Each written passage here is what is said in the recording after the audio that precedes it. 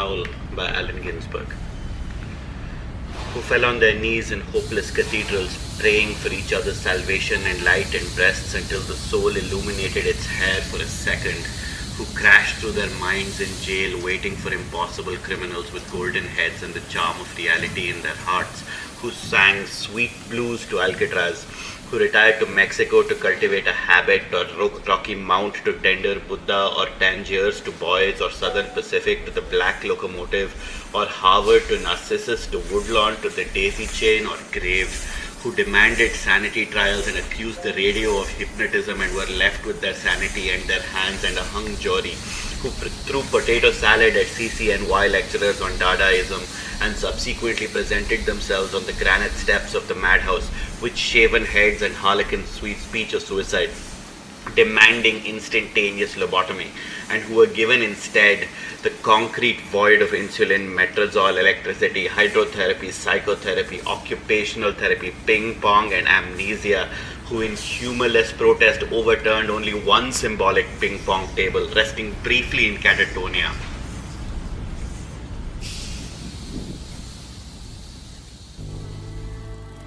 This is a story about destruction. About a world burned, and burned again. Burned over. This is a story about the death of a world that died so long ago there are none now who remember it. We took refuge here, in Convergence Valley. In this isolated place, we could be saved from the devastation that fell outside, and as the world burned, we hid away here, among the peaks. Beside the slope of Do Not Go There, at the end of the world, in the vast, barren expanse of the flats, yes, at the mouth of the river that is her mouth. It was a strange and hostile place, but in a world gone mad, it was home. And we survived. And maybe, for a time, we thrived. And then the unthinkable happened. Shoots through the ashes. Little by little, the world once burned over, it began to heal. Green shoots returned to the flats.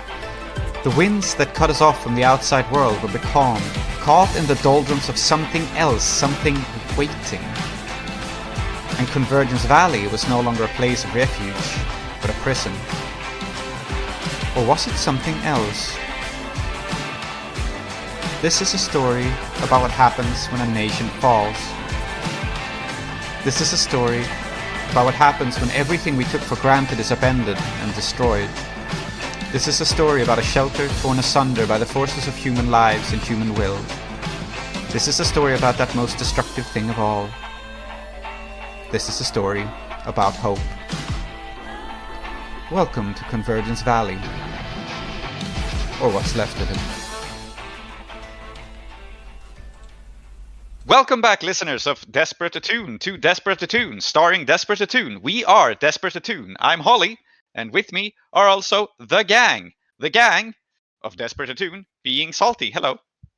Hello, out of the gang, I am the best fighter. We also have Aadiyat. Desperate Aadiyat of Desperate Attune, at your service. Yes. Tree. It is I, the desperately attuning tree, and if you try and chop me down, you will discover that I have an entire tree inside me. Okay. And also Zoheb. Hello, I'm the getaway driver. I have attachment issues, but I have a heart of gold. Yes. And this is totally unrelated to the characters we play. We are playing today, as we have been for the past couple of days, or 2 weeks, as you please.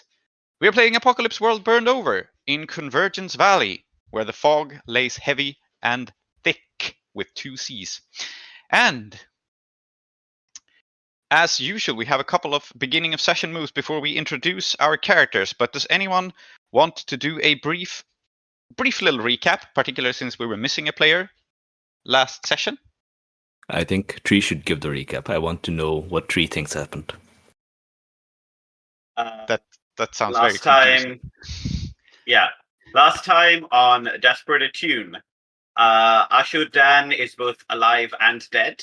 This is because he's in a box with Schrodinger's monster, whom he may or may not have murdered and may or may not have bred, unclear.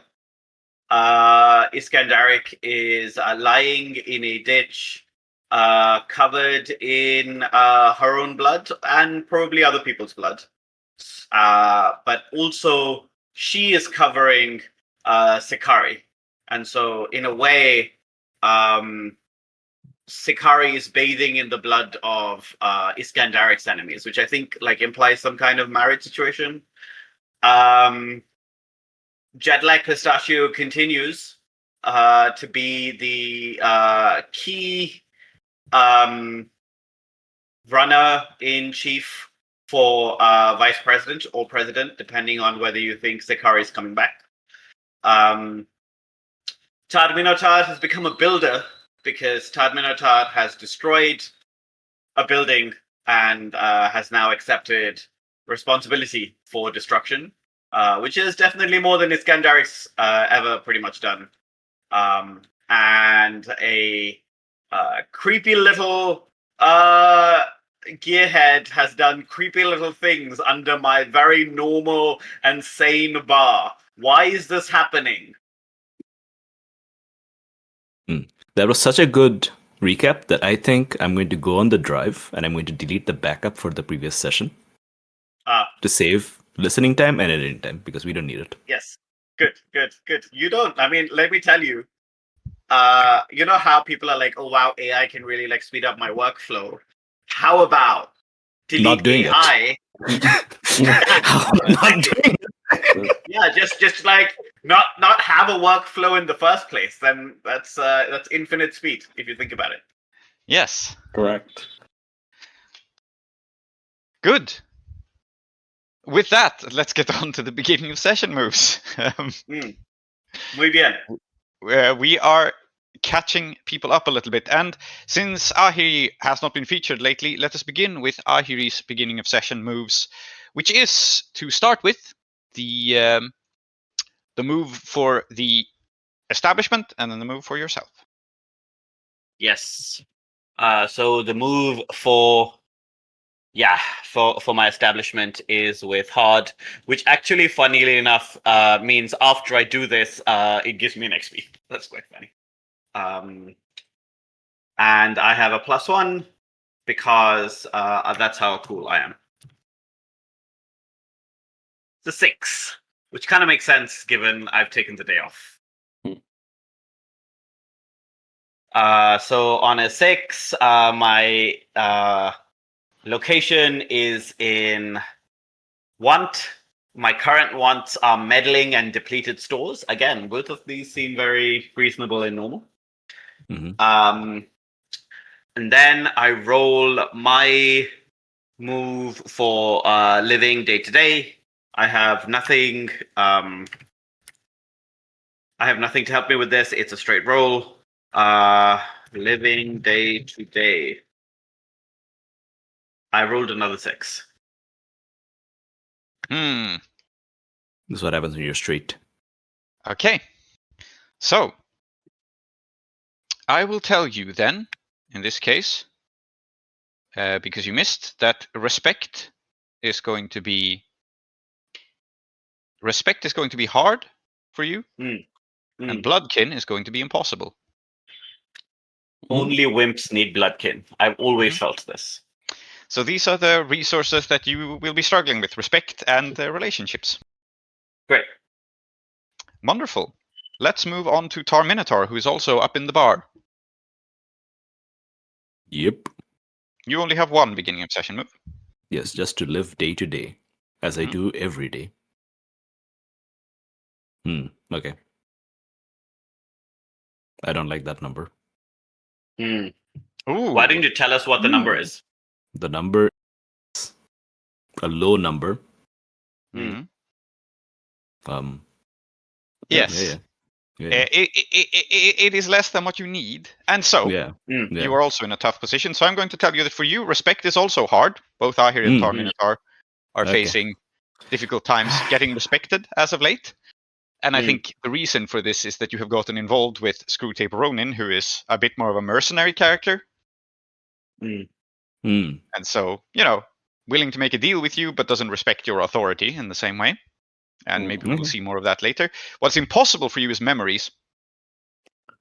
Okay. You will have an impossible time understanding and making sense of the past. And Just another day. Yeah. Perfidelity. You have your ear to the ground. Would you mind rolling that? I do. Yes. So before I do, I will declare my port of call, I think, this session that I'm interested in is going to be the Polemarch's Fortress. Here, where I have a trade agreement, goods for goods, food and basics for part and tech. So that's a 9. So on a 7 to 9, word reaches me that, you know what, somebody there needs to talk to me. Who needs to talk to me? Ah, yes, it's Polemarch Smith 12 Bullets. Fantastic, yeah. Yeah, it is the owner of the fortress who needs to have words with you as the #1 supplier of gears and cutting.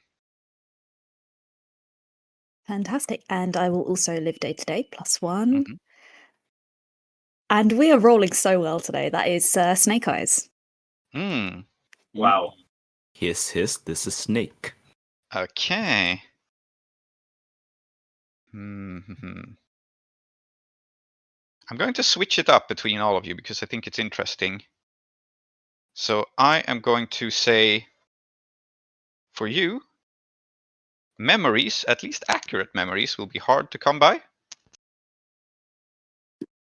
And I think bloodkin will be impossible. I don't think you're in a position where respect is a resource you necessarily care about. But that tells us something about Damnau, who is one of the closest people you have to bloodkin, who is in the room with you. We will see how this impacts things. And lastly then, Lady Iskandaric, as you lay feverish and bleeding under the tower of St. Philomena, live day to day, please. Living, more like dying. Yeah. And it's also a miss. That's a miss. Well done, there you go. Fantastic. So you will not have any problem with respect, but bloodkin will be hard for you to acquire. Those close to you. And I'm also going to say memory is impossible. No one's close to me. So, Rather than with you. Iskandaric has an impossible time getting access to memories, as does Tar-Minotaur, and Ahiri and Perfidelity have a hard time getting access to bloodkin. Or have an impossible time. And then we have some hard times going all around. And that lets us open the session. And I will open the session on... We got I two will open the session. cliffhangers. What? We had 2 cliffhangers from last time. We did. We have Iskandaric laying bleeding and Perfidelity having opened the box. And I thought so the more important thing was that Sikari is zooming towards Iskandaric's face. Yes, in a vision. In a vision from the tower. That said, we haven't had Ahiri do anything for a long time, and I'm very curious to see what Ahiri's up to. Oh, I'm going to contextualize Ahiri in a moment, but I think I will open on Perfidelity because Perfidelity is also there in the same location, right? And so, Perfidelity, the last thing we saw, you were shocked, and then we are told by the rules and by the die roll that you are out of things for a moment, and that for a couple of moments you do not know what is going on. And so, this is blurry, and it's going to be hard for you to remember exactly what happened afterwards. But in the moment, Perfidelity Evergreen, you find the door to your containment tank opening, and you step out to see Perfidelity Evergreen lie unconscious on the floor. Beautiful. What do you do? Beautiful. I think the first thing Perfidelity Evergreen does is look down at her hands, at their hands. Look at the palms. Check the lifeline, the grooves worn deep, the calluses, handling. Flip them over. See the scars, the burn scars rippling over the fingertips, the knuckles, the palms. And crouch down. Check the same patterns are identical. Because burn scars, if fingerprints are unique, burn scars are doubly more so. Ah, Check yes. the same on the person in front of me. Take off the gauntlets with careful hands. And Lovely. I think indeed they are the same ripples of melted flesh, regrown. Yes. So it is. I think as this has happened, you notice that Damnau Egrivor is not here. For whatever reason you do not know. Perhaps you have been abandoned. You are not entirely sure that the Perfidelity evergreen that's lying on the ground next to these sparking wires is dead or alive.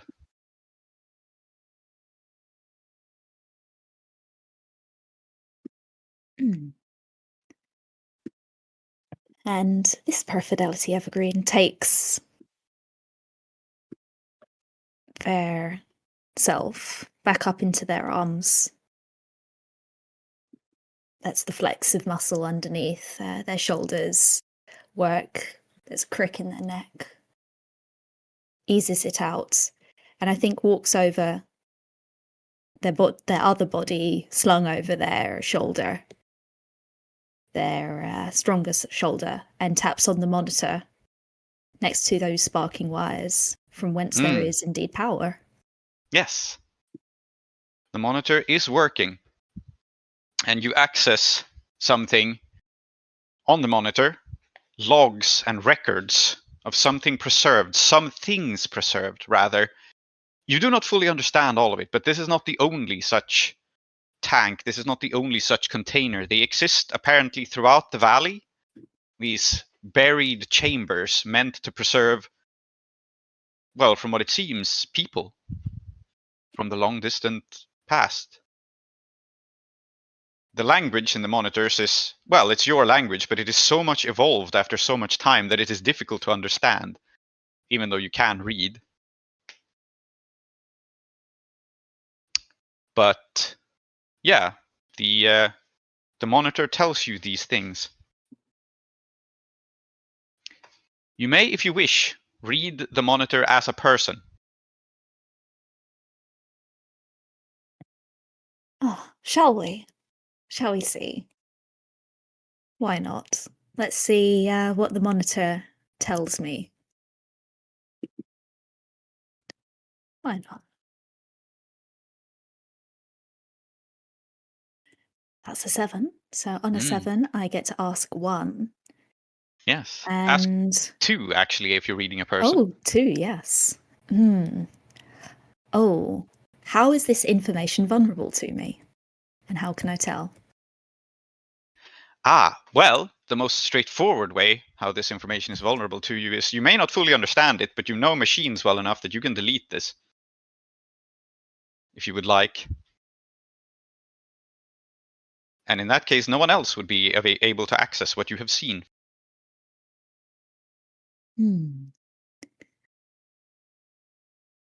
Yeah, and I think then, how could I get you, by which the information, to cease power to the other tanks? Okay, what do you mean by cease power here? Because these tanks were being powered, right? Yes. By how can I reverse? How can I stop the power? How can I get the information to hijack the other tanks? Okay. To clarify, by stopping the power, do you mean to release whatever is inside them or kill whatever is inside them? Because cutting the power might do one of both.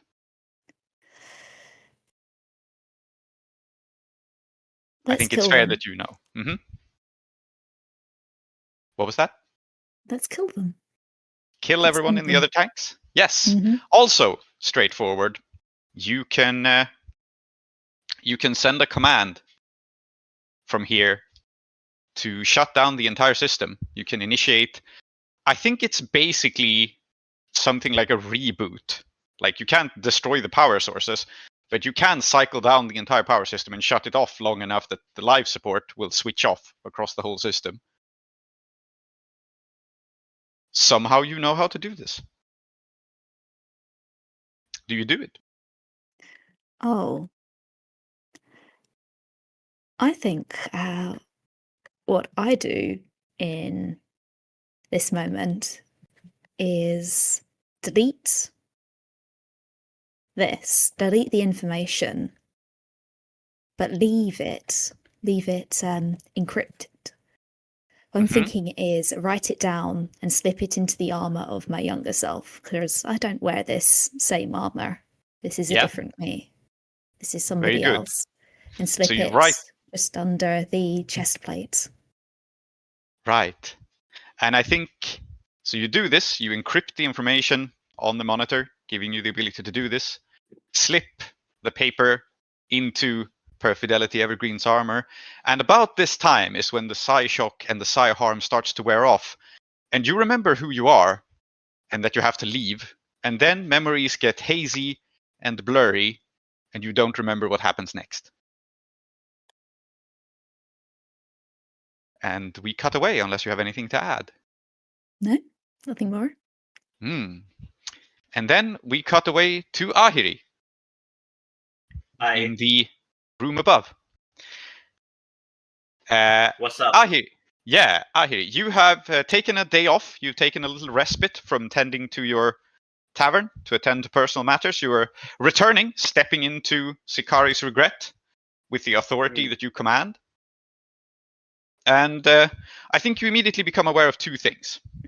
One of them is that, and we're cutting back a tiny bit in time here because Tar-Minotaur finished this conversation last session, but I think we'll flash back to you seeing it. You see Tar-Minotaur and Screwtape Ronin in a very charged conversation. It's clear that it's a very serious conversation. You see them across the room. They seem to be getting along well, but it is definitely not, they're not chatting over beers. You can smell someone cutting a deal from far away. Of course I can. And that is what is happening there. And the other thing that you can see, that you can tend to as you step back into the bar, perhaps you get your work clothes on. I don't know if you have a different work uniform. Can we zoom in on that for a second, actually? Do you change your clothes as you go on duty? I've already changed by the time I got here. Okay. So whatever it is that I'm wearing, yeah. I mean, like, presentation is a big part of like the performance of gender, right? So you better be, like, if you're on duty, you have to be on duty, right? Yes. And very so good. I'm wearing my slick outfit as I always am. It's an outfit that I think in this case looks more pressed than normal because I got the time off, and one of the things that I do when I'm off is my chores, like, getting my laundry done. Yes. Makes sense. Yeah. So I definitely, I think, spend a couple of minutes. I've never rolled this, but I feel like this is a good time as any to do it. I'm going to take a second to check my instincts and roll with cool. Okay. Because I just want to know. Yeah. I'm just like, seems strange. What do I think about this? Okay. I will tell you the other thing you spot then, but you can focus in on Tar-Minotaur and Screwtape first. +2. What are my instincts today? 8. On a 7 to 9, ask 1. I mean, you gotta get back cutting a deal. What's my best opportunity here? How might I pull it off? Okay. Your best opportunity here is to speak to Tar-Minotaur. I'm going to give you a fairly frank answer here. Your best opportunity is to speak to Tar-Minotaur, who is generally very straightforward about these things. Because you can sense, I think, that Screwtape Ronin is an opportunist. Screwtape Ronin is making some sort of deal. He is making other deals. This one is not, to him, the most significant. But to Tar-Minotaur, yeah, you guys are on, this is... We're on terms. Yeah, you're on terms. And I also think you sense that this is Tar-Minotaur's initiative. This is not something that Screwtape Ronin proposed. So. Sure. Yeah. So I think that makes sense. But there is one other thing that I wish to frame before you go speak with Tar-Minotaur, which is that sitting in a corner of the bar with a small group of very wealthy people, some of which are regulars here, I think, getting along, having a pretty good time, is the elegant and the beautiful jet-lag Pistachio with long, pale blonde hair. And you have no shortage of memories. Respect for you is hard and Bloodkin is impossible, but memories to you are easily accessible, although memories are often strange in the valley, and few people have poor recollections of their childhood. But tell me, as you look at Jet-Lag Pistachio, I will tell you, you knew this person in childhood. What was your relationship back then? I think neither I nor Jet-Lag Pistachio are from the valley. And in childhood, we lived in a place that spoke of, and we heard stories of a place like this valley, where if you managed to get in, the strange ways that the valley functioned kept you safe. And Pistachio and I would, steal some alcohol from our elders and hide somewhere, a nook somewhere, and discuss how we were going to make it here. And I think Pistachio was a little younger than me, and when I ran off, when I saw my chance, I ran. But whenever it was that I made my way here, Pistachio was already here.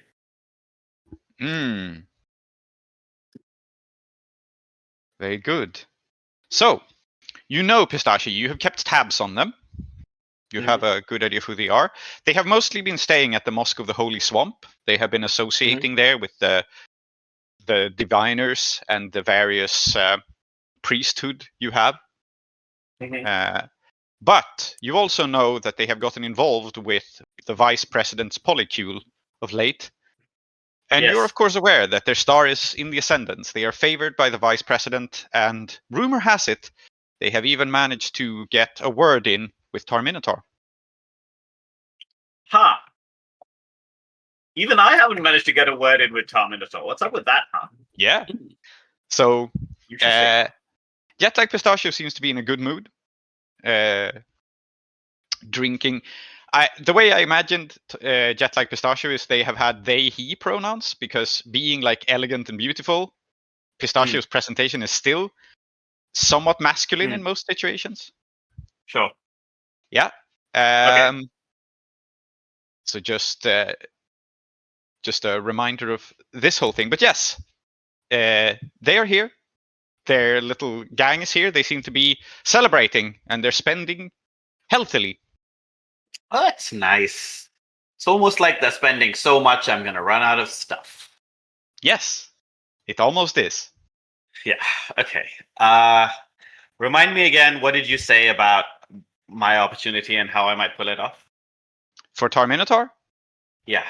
Yeah, your opportunity here is to approach Tar-Minotaur now, while the deal is still fresh in her mind. Great.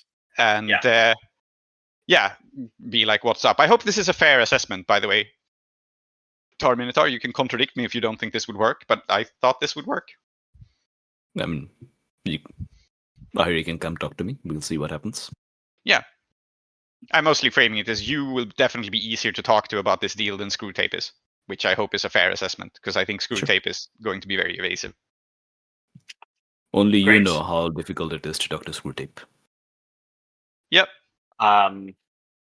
Okay, so in that case, I'll turn up, and I think like I can see the wants play out in front of me, right? And it's not it's a good thing.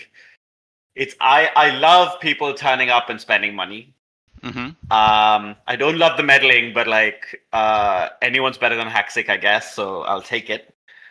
And what I'm gonna do is I'm gonna look for either my badly starstruck employee, Karuni, or my unreliable one, June, and give them an order, which is make sure that Jetlag Pistachios group have everything they want and need. Mm-hmm. Yeah. So whichever one is there at hand, I guess. Let's have it be Karun this moment, because we haven't seen Karuni very much. So what's this person like? Give us a short Karun is he, him, and he's he, him all the time. It's disappointing. He needs to get with the program, but the program is very difficult for him. And it's not clear exactly, because like I think for Ahiri it's like I've explained the process, you just do the process, right? Whereas Karun's just like I don't like being I'm just a he him man. I don't know why. Like do I have to? But he's also I think like but it would be so cool if I like oh my god Ahiri's so cool, right? Which is tricky. And I think the thing is, he is a perfectly competent and functional person so long as I'm not in the room. But when am I not in the room? When I'm on holiday, I guess. And that's the time that I don't see him be competent. Beautiful. I mean, it's not that he's incompetent, but definitely it's that like he'll just be like, oh my god, like he'll just like start talking to the guests about me. And I'm like, talk to them about the fights. You know? Like, talk to them about betting. Don't talk to them about this. Yeah. Yeah. So I think Karen goes like, looks at you admiringly with big eyes and goes like, yeah, boss, of course. Right away. Right away. Pronto. Promptly. Immediately. Good. Should I go now or? No, now. And do me a favor. Pretend I'm not here. I think just like they're your first priority, right? Right. They are my first priority. Understood, boss. I will ignore, look away, look over, overlook you, pretend like it's raining. Got it, boss. Yeah. Good. You're great, boss. Great. Yeah. Okay. Thanks. Thank you so much. Cool. Yeah, you're very welcome. Right. Yeah. This goes on. I'm just thinking in my head. Oh man. Like, I gotta do something about this, but I don't know when it's gonna be. You disentangle yourself from Karun. It takes a little while of yes, go now, and Karun goes, yes, absolutely, right away. Was there anything else?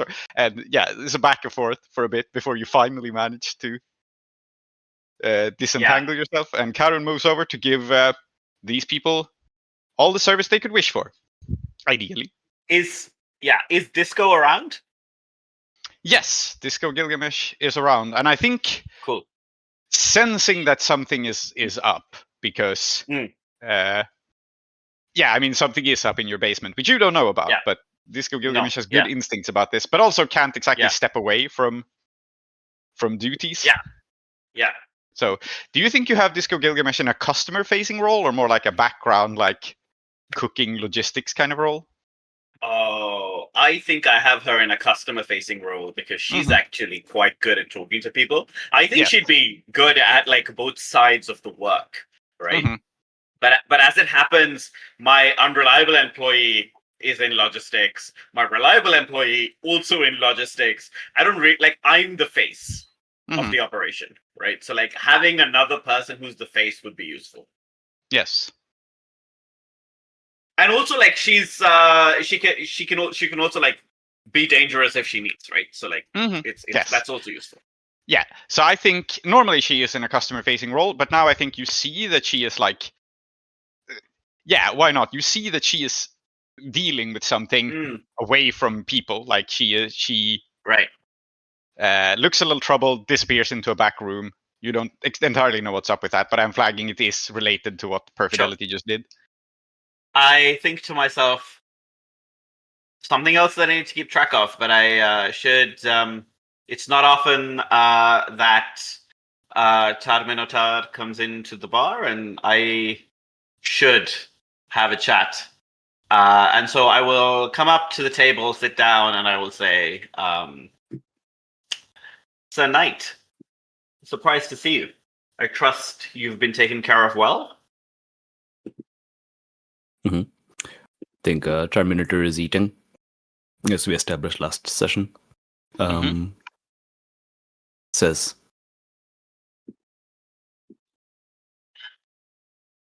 "Thank you for greeting me, host. Will you join me for supper?" I am afraid I must take care of business here first before I partake.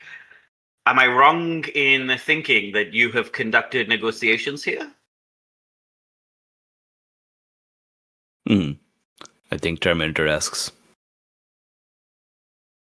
"Is this conversation urgent enough to interrupt my meal?" I suppose not. Though, in that case, I would ask you to keep in mind that I thought it was urgent enough, at least, to say hello to you before. And then I'm just gonna, tilt my head at Jet Black Pistachio and all of that. Because I think probably, politically, it might have been a bit more go talk to the person who may be the new president. Okay. Then I think Tar-Minotaur puts her spoon down and says, "Then let us speak. I have had a long journey. Forgive my rudeness." Oh, no, not to worry. All is forgiven. Here is where one must put one's cares away. And so I regret that I must intrude on that, if only for a moment. It seems to me you have the look about you of someone who has... Don't suppose the name Screwtape Ronin means anything to you? Yes, he is an arms dealer. A strange man. Somewhat difficult to speak with, because he often, I find, speaks at you. This rarely happens to me. I suppose that would be the case. Yes, I take that point. Would you care to enlighten me as to the terms of your negotiation? Yes. I have spoken to Screwtape Ronin, and I have advised him that he should make his deals with care, for war is coming to the valley, and there are only two sides in this war. And I intend to be on the side of good, and I would prefer that he arm me and my friends, our mutual friends, for we consider Lady Iskandaric to be an ally, do we not? Certainly, I do. I was under the impression that relations between the two of you were still somewhat frosty. But I'm glad to hear that that is no longer the case. She is an ally. I think Tar-Minotaur confirms, slightly poker-faced. Though I think a lot of it is just that she's just really exhausted. Then she says, I think then she says, "This man, Screwtape Ronin, has agreed to only sell to my side in this conflict. Our side, then, as you are also an ally. However, his condition here is twofold. Or perhaps, well, no, he has asked for one of two options. That is the better. Yes, that is the better way to put it. He has said that he would like to set up shop, either in my Squire Perfidelity Evergreen's establishment, or that I should convince you to let him continue to operate his business from here." Well, as it happens, I had been hoping to acquire for him separate premises. For as you can see, he has not just decided that he will conduct his business here, but also that my security is not up to his standard. And then I'm just going to be like, I'm very dry, but I think generally it has been the case that a few of his guys have been around, right? And like they've been like told by Screwtape Ronin, you need to be around. And like it's no, they're just around. Not really there for security. But if that was a fight, they would break it up. But they're not security. Yeah. I think Tar-Minotaur just asks, do you fear that your establishment is no longer your own? I do not fear that. The day that happens, Sir Knight, I think you and I will no longer have things like Screwtape Ronin to worry about. Rather, it does annoy me that he has turned up and laid claim. I wish he had not done it, but sometimes people feel they have no other option. Yeah. I think... I mean, we could also read each other in this moment. I'm flagging that. Sure. But, yeah. But I'm also happy to do it. Otherwise, it's up to you. Do you think you're reading me mostly? I think in this case, it's almost like a character choice not to read you, right? Because you can cut me in half, but also unlike other people who are physically dangerous to me, you also have like normally if it's like Screwtape Ronin, right? Like yes, he could probably do a lot of damage to me, but he's not well established in our society, right? Like you're well known, you have a knightly order that like you can ask for support, right? Like you have a name, and so if people see that like this is a charged situation in which I'm trying to figure something out about you, I know that is something that's the kind of gossip that'll go everywhere, right? On the other hand, if we're just chatting, then we're just chatting. It's fine. But you can read me if you want. Yeah, I don't think Terminator has casual conversations. Sure. So I'm going to read it. Very reasonable. That's a miss. That's very interesting. Oof. Okay. Does something interrupt us, Holly, or do we continue talking, Holly? Okay. So you miss as you're trying to read Ahiri. Yeah. Yeah, I think there is an interruption here. That is a logical thing to happen, and it won't be the sort of interruption that keeps you from talking directly. But I guess this is in fact mostly a problem for Ahiri. But it is a further distraction, and it is Logistric, the person from the Red Demons, the second in command under Iskandaric, who is entering, looking, I think, in a great hurry, like kind of panicked, kind of nervous, is going to step straight up to Karun, interrupt Karun, and have a conversation. Yeah. And you can totally ignore this, Ahiri, if you want, but it's happening. I'm not going to, but that's because Karun is supposed to have one priority, and nobody should be interfering with that. So after you do what you're about to do, Tar-Minotaur, I'm gonna have to like ask you to excuse me, right? Like, but like, yeah, you ask your question. I don't know if do you get a question on a miss? You do, but be prepared for the worst, right? I think. It's up to you. Sure. As MC. Yes, ask one anyway, but be prepared for the worst. I think it makes sense here. Okay. What do you hope I'll do? I hope that you will agree with me that he's better off somewhere else and help me move him somewhere else in the market. Even that's not a problem. But like not here.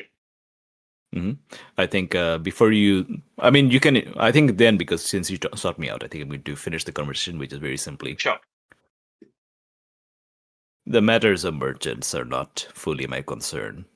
This man is an asset on our side, but more importantly, he is a great danger on the side of the enemy. And it is to eliminate this danger that I have sought peace with him. However, if accommodating his needs proves difficult and unsavory, it is not an issue for me to deal with him, if that is something that is convenient for you. I appreciate the support. And I appreciate that you are looking out, as I am, for the valley. If you give him a reason to believe that he may stay here, but better lodging can be found elsewhere if only he would give us some time, then I will tolerate his goons. Does that sound amenable? I think Terminator gives you this long look and then simply says, "Such is not in my nature to negotiate." No. But neither is it in my nature to relinquish control.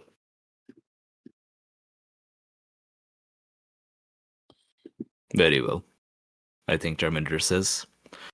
And then, yeah. I mean, I can tell you. You can tell me if you figured this out.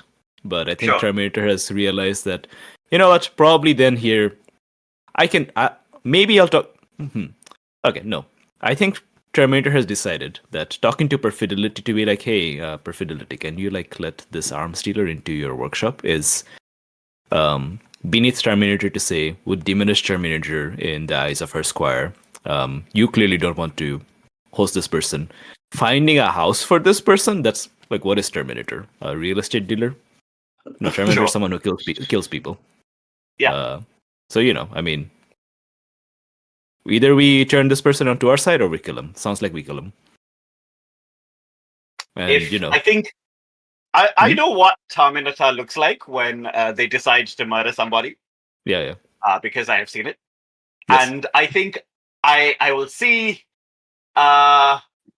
you make this decision, and I will just say, in any case, thank you for your time. I apologize for having interrupted.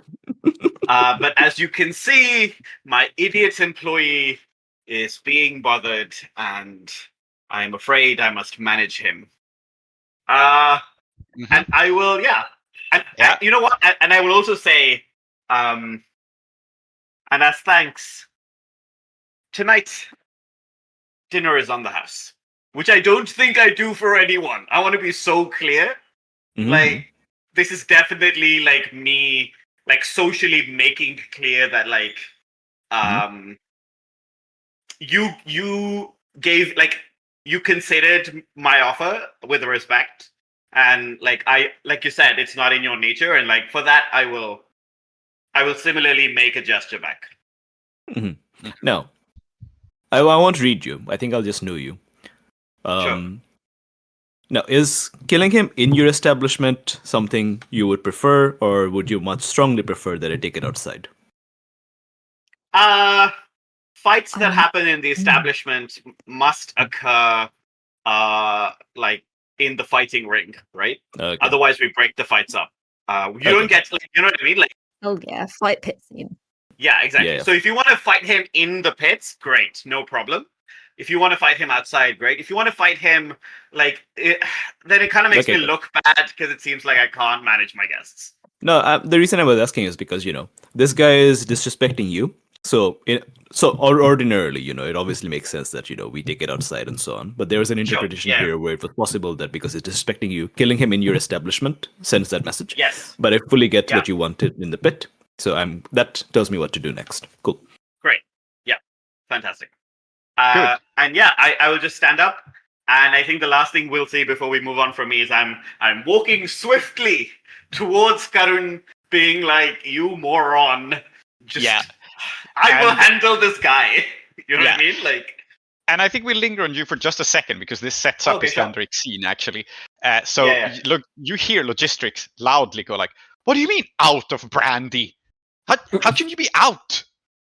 Very angrily, and Karen goes, "They ordered the last," and points towards the because Karen is panicking and points towards the table of rich people who have, it turns out, just bought your last stock of fancy alcohol and are drinking it. And as he's pointing, I will walk up and I'm going to grab his arm. And this may be the first time I have ever touched him, so good luck to him. I'm going to grab his arm. I'm going to be like, I do apologize. And then I'm going to like forcefully make his arm go down because pointing is incredibly rude. Yes. And I will say, Karun has been seconded to a special party, but you can talk to me. Give me 1 second. And then I'm just going to look at Karun and be like, now you're going to go over there, and whatever you were doing over there, do it twice as good. Gee willikers, boss, okay? Karen Great. Says, And I think what I'll do with Logistric is I know that I'm out, right? Yeah. And it's annoying. Like, I genuinely have nothing to give him. But I will say, sorry, it's a bit mad and it's very tough to say no to the person who's going to be vice president next. Oh, yeah. Logistics looks over at the future vice president and nods and goes like, "Yeah, right. Just need something to calm my nerves." Reasonable, and I'll get right on that. And I can also offer you something else, which is an introduction. Sure. That is if that would be good if Lady Iskandaric doesn't. Yeah, and you can see that he is like very, very shaken. Doesn't. Yeah. And he goes, doesn't want to run for president herself? I guess I should tell you, Angelica's operating on Iskandaric. I don't know, like, the surgery stuff, but apparently there's a risk of it not going so well. Why? What? How? Sorry, give me 1 second. And then I'm going to yell out at Karun. And then I'll be like, no, go back to whatever it was you were doing, because he's too stupid to take more than 2 orders at once. And instead, I'm going to go behind the bar and I'm going to pour myself not some fine alcohol, but whatever the foulest rot gut there is there. Yeah, I think you still have some of that reasonably. Yeah, it's garbage, right? And I'm like, as I'm pouring it, I'm going to look at this guy and say, this is, quite frankly, I wouldn't serve it to my worst enemy, but it does the job. And then, like, I drink it, and then you can genuinely see me, like flinch with how bad it is, right? Just out of interest, Can I be having my meal like at the bar? And sure, yeah. Because I think it'd be really funny if I hear that Iskandaric is dying. Yeah, great, fantastic. Yeah. So I down being this... operated on, but it's risky surgery. Yeah. Yeah, I down this and I say, she's hurt bad enough that Angelica's calling the surgery risky, huh? Yeah. Apparently necessary. No other way. Right. And what was his name? Her second in command who died? She hasn't replaced him yet? Fennec Garibaldi, yeah. He's not been replaced, no. No. So she's got no support out there. No, wait. It was going to be... Iskandaric was going to be the replacement. Oh, for fuck's sake. This is why you should not... Okay. I mean, the gang's there. We just need to get some... Just need to get some trade done, get some supplies. That's why I'm here. I just popped in because I need a drink. Well, as you can see, all I've got is the worst possible stuff on offer. But I will say... You established that Logistric is actually kind of picky in his drinking. So he's 100%. He definitely turns up his nose at this. No. But he is considering it. Yeah, exactly. This is the situation, right? Yeah. And then I'll say, but there is someone here who might be able to help. And I'm just going to look straight at these partying people who are very powerful and they're in a polycule with the vice president, right? Yeah. If anyone's going to be able to like just randomly maybe have this, then it's going to be like them, right? Okay. Do you want one of the polycule to have, to invite him to give to their party to get him a drink? In fact, what I might say is, I can help you with that, but it's not gonna come for free. That's all right. You know what? I can tell you what's going on if you can get me a seat at that table.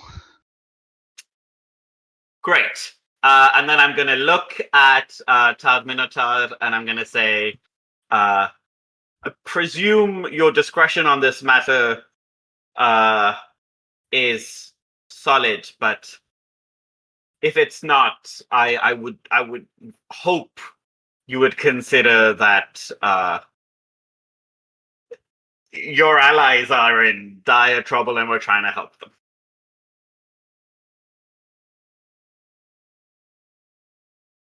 I shall take this under advisement and plan my next moves accordingly. Thank you. Great. So all we have left is bottom of the shelf nonsense, and we're gonna make a party out of it. Very good. Yeah, great. Yeah. I want to be so clear. I think what's about to happen is like the best possible version of this is Logistric goes over there, they give him some of their brandy so he calms down and he's like, we're all friends now. And then after we make the deal, there's going to be a fun fight where Tar-Minotaur absolutely like crumps the shit out of Screwtape Ronin. Okay. So that's the first perfect part, like sequence of events. Yeah. So the first part will definitely happen here because I gave you between sessions for the listeners here, since Ahiri missed some sessions, I gave Ahiri 2 wins for free, and one of them is becoming friends with Logistric. So this will work. This will just happen as a result of this. This is effectively what a benefit you got while you were away. Yeah. So far the plan is good. I don't know about the fight, but you will definitely get Logistric some brandy, a seat at the table despite the shortage. Although now you are entirely out of anything good. So yeah. Now problems. Yeah. But I think it's at this moment that we will cut away to Iskandaric, because now we have set up what is going on with Iskandaric. And I will put a content warning here for both you, Aadiyat the player, and for viewers.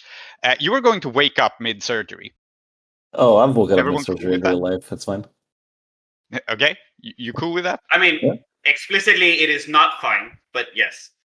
Yeah. Okay, cool. I just wanted to check because I realized this is not something we had covered on our safety tools, so I wanted to check that people are all right with a slightly gory scene. Well, I used to get hurt a lot. Healthcare was not very good back then. Okay. So, I don't know how you know what is about to happen, Iskandaric, but you have instinct, right? You have been in the field for a long time. And so you come to your senses in this like very strange surgical room. Angelica's surgeries and prosthetics and things are vaguely mystical, right? Things go on with them. And you have been shot. You have been cut open for the bullet to be removed. You have some sort of painkillers in you that make you drowsy and unfocused. But some instinct pulls you out of this because you realize that something is about to happen that you have not consented to. You didn't consent to the surgery at all because you were half unconscious when you arrived. But what you can see is Angelica holding up in these like big medical pliers some sort of device, some sort of very strange, very high-tech device that looks... I don't think you've ever seen anything like it. It's a complicated, like spidery little thing covered in like circuit boards, a clear plastic cover, long tendrils, almost like spider legs or tentacles. And you look at that thing and you get, some kind of sensation from it. And Angelica is about to implant it in your chest somewhere. Cool. Well, not cool, in fact. Not cool at all. I think as this sort of swims into, vision, and Iskandaric sees this instinctively, I think she would try to sit up, which I suppose isn't really possible, but at least, or like shoot her hand out to grab Angelica's arm, like a vice. Yeah, I think you can at least shoot out an arm to grab it. Yeah. You see Angelica freeze, like very surprised at how this could happen. Yeah. And I think, like, despite the physical act of grabbing her arm, like, the voice is still pretty weak, and he goes, and Iskandaric goes, "The hell are you doing?" Saving you, Knight President. You haven't realized it yet, but you will get your memories back when I insert it. Knight President? No, This has happened before. You're taking on the tower. Yes? Now, Holly, when you said memories, was it difficult or was that impossible? It is an impossible thing to you, and right now your memories are swimming about your past. It's difficult to recall things. It often is in the valley, which has a tendency to implant false memories into a person, as it were. So what I would like to know is, does Iskandaric know who she is? In this moment, I think it's interesting. I don't want to take away your agency. I think you have a vague sense of who you are, but I think your past especially is very, very undetailed. You know that you were the leader of the Red Demons, right? But you cannot remember really what you were outside the valley before Convergence Valley took you in. We have never really discussed your gang's past outside of the valley either. But at the moment, you can't remember it at all. Okay, but she does know she's Lady Iskandaric, right? Or yes, I think you do. I think this is appropriately, like, there is a conflict here. Although maybe, Knight President Iskandaric, maybe. Yeah. Okay. All right. The memories are merging, I guess. Yeah, they are. Yeah. Cool. And I think what Iskandaric says, like, Knight President, what? No, no, stop. Yeah, Angelica looks down at you and says, like, I don't think you understand. Maybe your body would survive, but your mind, without the implant, no, you would be lost.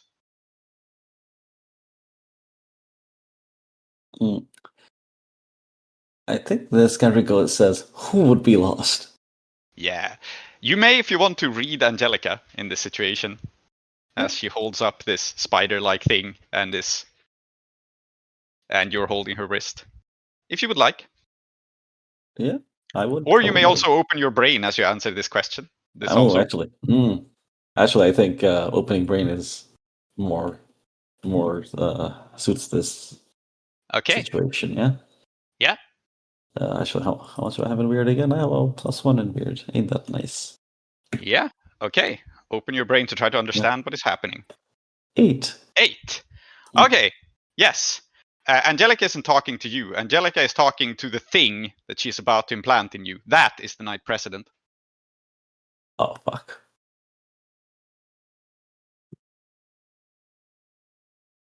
You will get vague details, but you get some idea of that is what's going on. She's talking partly to you and partly to the Knight President, which isn't you. Probably. Yeah. So I think Iskandaric has a fairly strong sense of self, not the kind of person who likes other people being implanted into them. Yeah. And what do have to either, I don't know, I think this would actually be kind of scary. I think Iskandaric would try to roll off the table or just try to get away from the surgery table. Okay. Right, It sounds like try something challenging, a physical action that might be beyond you, requiring strength, skill, great care, yeah, etc. this is definitely beyond me. Yeah, it's rolled with aggro.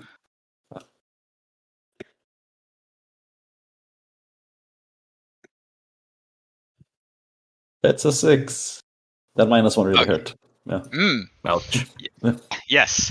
So you struggle against it, but I think normally you would have no problem overpowering Angelica, who is a small nurse in a wheelchair, right? Like, and she's alone with you in the room. She doesn't have any assistants or nurses for this part, but she manages to pin you down to the table, and she says, "Listen to me. You wanted the tower. You wanted the authority.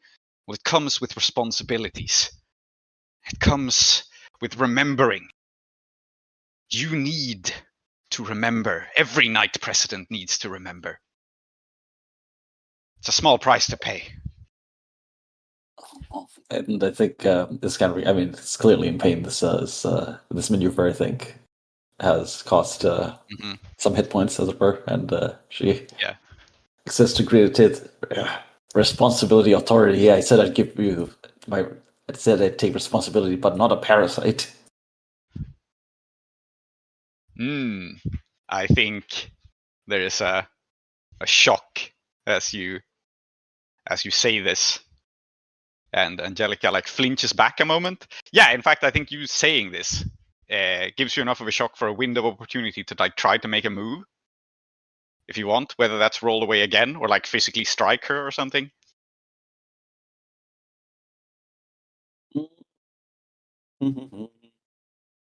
If you would like, or you can just see what she responds, but I think it would stun her for a moment. Yeah. I think Iskandaric will try to get out of her grip, or try to sit up at least. I don't think I'm still in a position to move, but at least sit up in a more... Yeah. It's definitely a bad idea. You bleed some more, but you sit up. We won't have it register as actual harm yet, but it hurts. It hurts. And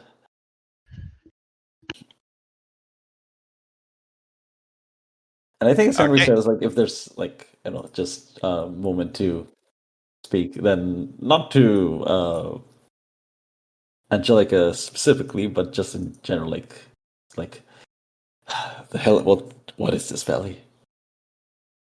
I think Angelica answers you, and she says, "This valley is a memory.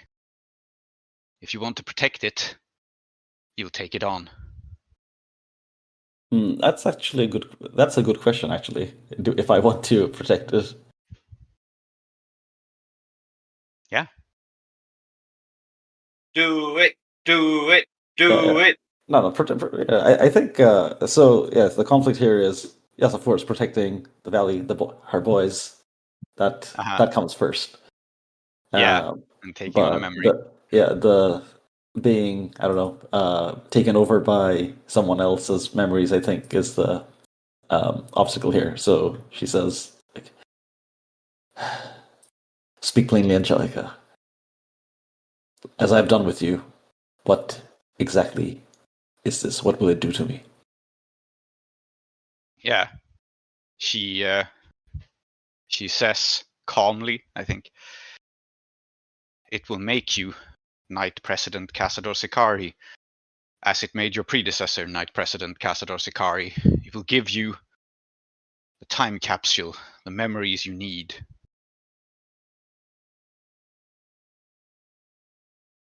It's a woke mind virus! Yes. It's the opposite of that. It's the fascist mind virus. That's how I know you don't know what a woke mind virus is, because the wokeists are the real fascists. Yeah. Anyway. It's the postmodern mind virus for our postmodern age. Yes. Okay. I think internally, and maybe Angelica can see this, but for there's that bit of Iskandaric who wants to protect her sense of self, and suddenly, as it's searching her own mind for, kind of comes up empty, right? She can't remember much of what her own self was. Yeah. And so I think she'll ask Angelica, and what about the memories I had? What have you done with those? The fog. I didn't do anything. You passed through the fog. You came into the valley. Don't you know most people here don't know who they were outside? Listen, it's just normal not to know who you are. That's just like normal not to perfectly. know who you are. Yeah. Yeah. I mean, we have established this as a theme of the story, that memories are unreliable in Valley. Yeah. And Angelica saying this, don't you know that? No one knows, I think. And Iskandaric realizes, because I think all this time she'd assumed that of course she remembers. It wasn't a question. Do I remember who I did? And that's like, oh shit. It's true. I don't remember. Like, I just remember being at Ahiri's one day, and we were working. How did we get here? How did we get to the valley again?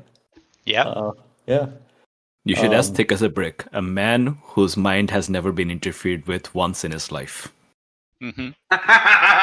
Well, he isn't here. Yeah, he's in your. No stimulus has ever entered that brain. Indeed. Yeah, he's in your custody, so we'll have to arrange for that. So I think Iskandaric doesn't consent per se, but at least stops fighting it off as much, the implant. Okay. So I will straightforwardly ask you here, or I will straightforwardly tell you the consequences of letting this happening. Okay. Which is, you will have some sort of prosthetic modification inserted in you that is going to subtly and in small ways turn you into the Knight President by virtue of giving you the memories and the duties of the Knight President. This is a thing that fucks with your identity, like in small and subtle ways, but it does. On the other hand, it will give you the ability to remember things from the valley's past. Okay, so out of character, is it possible to resist the influence? Oh yeah, over time? It is possible to resist the influence. I'm not going to tell you how to play your character. I'm just saying, right. If you accept this, then your sense of self is going to be shaky, and I don't think your memories of who you were outside of the valley are ever coming back. Yeah. Okay. Oh, very nice. All right. This is an interesting decision, and how can I say no? Mm-hmm. Well, condense it, but I think some time does pass in Iskandaric's mind as she goes through all of the different possibilities, and I think counts on herself to get the benefit from this without suffering the negatives too much. And all right, fuck it, put it in there. Okay. So you have this thing implanted inside you, and you become aware then that there have been Cazador Sicaris before in different guises, in different incarnations. There have been people who have been carrying the memories of the valley, who are tied irrevocably to the Tower of St. Philomena and to whatever machine, whatever strange and hideous machine lies like a spider web underneath the valley to preserve what came before. You are now part of it. Nice. And yeah. I'm curious. Does Tar-Minotaur know this? Yeah, we shall see. I think we'll cut here for a discussion. I hope that scene was okay with everyone. I realized I could have framed the content warning better for like the surgery or like medical horror. I hope that was still okay with everyone. No, that was amazing. Mm-hmm. That was good. I have no problems. Yeah. Okay. Yeah. So, Perfidelity. You wake up on the floor. You wake up on the floor, and you are aware of what has happened, even though I don't know how much of it you understand. Okay. Yeah, you're on the Yeah. floor next to a sparking cable, next to a machine that is still on, with its contents encrypted. What do you do? Mm. And I think, yes, I remember seeing that face again from my dreams. Mm-hmm. And I remember being touched, and my gauntlets are off. My hands are feeling the cool, kind of that cool, warm ozone sparking touch. And I get up, struggle a little bit, look around for Damnu, and she's not there. She is not here in the room, no. Not in this Grasp out. secret chamber. Grasp out for my crutch, give her up, and then look over to the tank, the isolation chamber, or whatever. There was somebody inside. Yeah, it is open. The door stands wide. It gapes empty.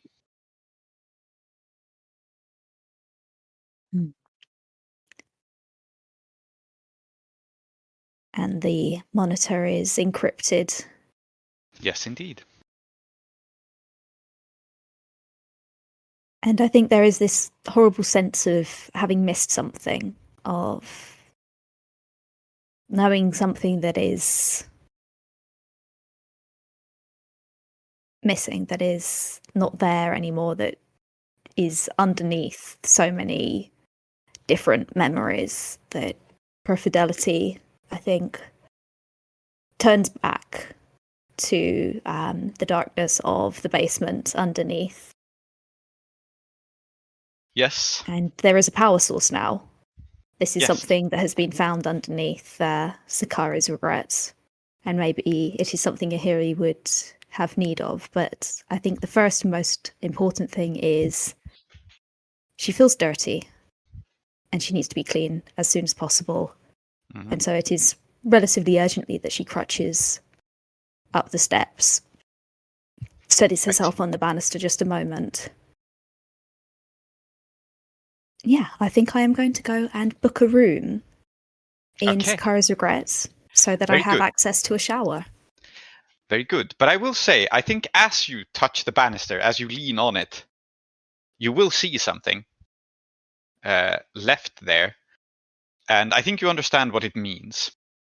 It is a small knife, not a combat knife by any means. It's probably a folding knife, like a folding pocket knife, that's stuck into the banister in a hurry. You know it. It's Damnau Egruors. And you realize, I think, what it means, which is that Damnau was not knocked out. Damnau is in pursuit. You know what? Then I think I'm going to open my brain. I'm going to touch it. And I don't think this is things speak, because this is a blade. This is made for one thing, which is to cut. And it does not know anything beyond that of cutting through things. Instead, this is opening my brain just a moment further from whatever that means. What else might have happened here? Very good.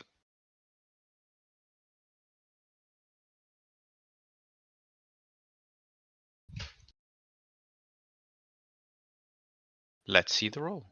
Yeah, and I think as I open my brain, the switchblade flicks out. And that is a miss.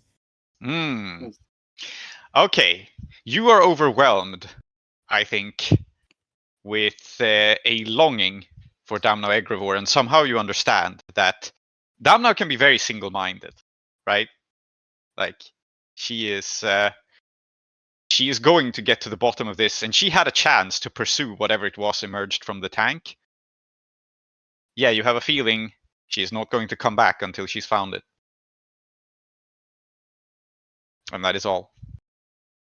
I'm curious, what is the likelihood that she never comes back? I don't know. Interesting. Okay.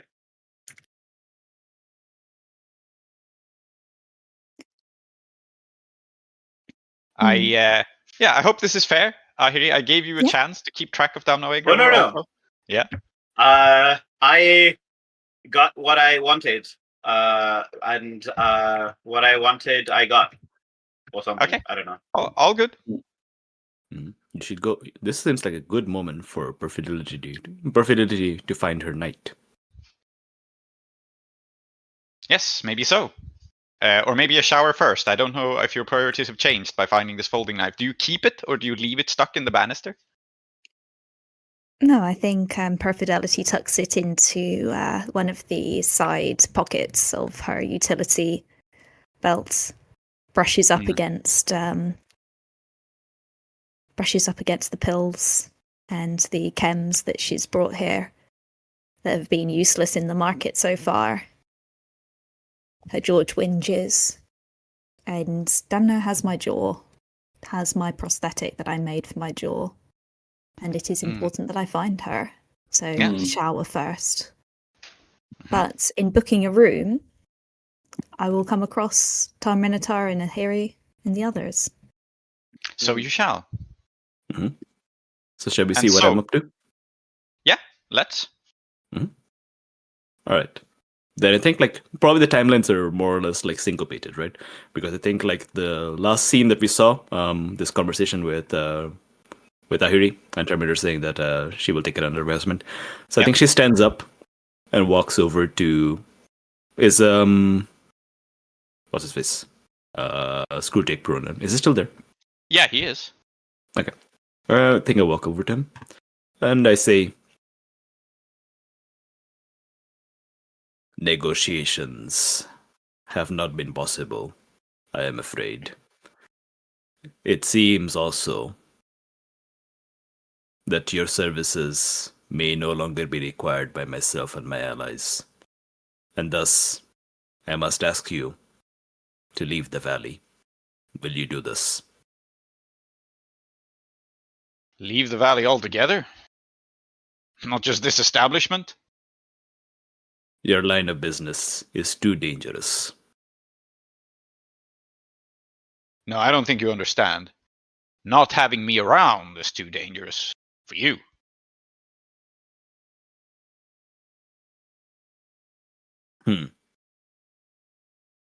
I think then Tar-Minotaur says, I did not expect you to acquiesce, and thus shall we settle this in the pit? Well, I feel like there's some sort of move here. Mm-hmm. I'm not sure what it is, though. Reason with someone? Yeah, I don't think it's reason with someone. I'm thinking it is either confront someone. Sure. Yeah. Or it is reading some sort of situation, but I don't think you're looking for information. So let's call it confront. No, it's more you're a man of honor. I didn't expect you to go along with this, but I had to tarry, and now this is the only thing I'm going to offer you. It's definitely a reason with someone under anime rules. It's a 9 though. Okay. They can try to stall, make excuses, or pass the buck, but in return you take +1 forward against them. Okay. I think so. You are a very scary person, and Screwtape does not want to go toe-to-toe with you in a fight. That is how it is. And so I think Screwtape goes I'm here to do business, not to fight. But if it bothers you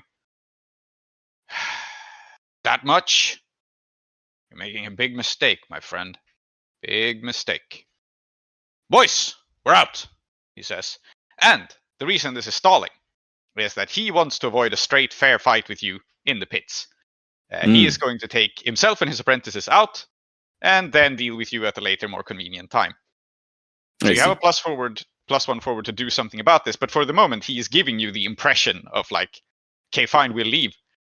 Because he is not, he's a practical man, not a man of honor, right? He doesn't mind losing a little bit of face now. Am I being bamboozled in character? Yes, I think you're aware of this. I think it's plain to you that this guy goes he is feinting a retreat. Okay, no, him and his people are going to leave the bar, and then in 3 days they're going to jump your ass somewhere. Okay, no, that's what I was asking. Is Terminator fooled and taken by this? But it sounds like no. Perimeter's aware No, that this I think fake. you Okay. don't know the exact plan, but I think you're Something like savvy enough to know that this guy doesn't keel over that easily, right? So Yeah, that's fair enough. This is, I think, a good. No, is Perfidelity going to show up at this time? Otherwise, I'm going to do something that might add some more sand to the wheels. So I'm going to ask first if Perfidelity shows up now. up to you.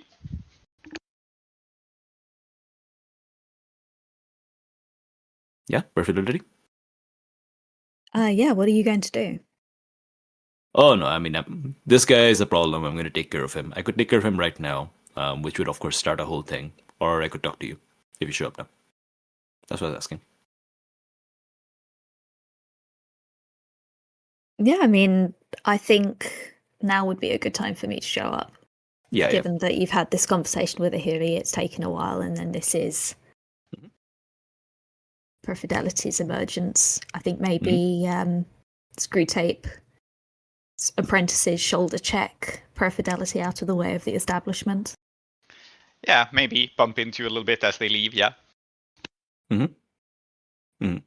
I don't notice this. Otherwise, I'd immediately start shooting. But then I probably see you. Yeah, maybe a little bit jostled as you come in as they go. Yeah. And how are you looking? Not great. Jawless? No, Did I I understand that? have my so I had a replacement, but I still have one in place. Right. I remember we talked about this last time as well. I think there is like a shine to the side of Perfidelity's face where hands have touched her. But otherwise, maybe a trickle of blood crusted around one nostril, gauntlet missing, tucked under an armpit. I think helm is on, visor up.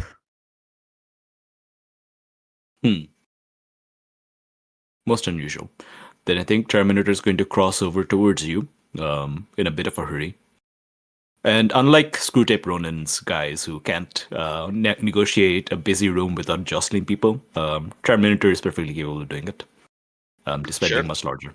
And walks over to Perfidelity, looms over her, and kind of like extends a gloved hand to her chin and kind of like tilts her face up and says, "You are bleeding. You're disheveled. Something untoward has happened. What is it?" It is no matter. I have found a new power source for the regret. It took a little more finagling than I was prepared for. I need a shower. Has she passed through? Has Damno, have you seen her? Holly, would I have seen her out of the corner of my eye? Probably not, because I established that the entrance and exit that was used originally when you entered this place was a stair access from the outside to the basement. One of these outside basement stair things. So I don't think so. Like, yeah, I hope that makes sense. Yeah. I think it's pretty obvious to me that you're hiding something important. I mean, it was obvious before that you had your own business, but I think I wasn't prying because it was more like, that's your thing. But now it seems that you are in danger. So I think Terminator is going to say, "I have not seen Damno Grivori, and you are keeping something from me. And it seems that this secrecy is not to your benefit. I would have you tell me what has happened."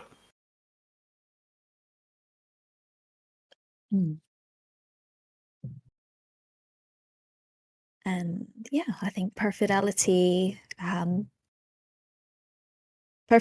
eyes flicker away from yours, and she leans just a little bit into the hand and murmurs herself, A shower first, and then honesty will come later. There was something underneath the regrets, and I thought myself equipped to handle it. And I need to study it to analyze and the dirt. I need a shower.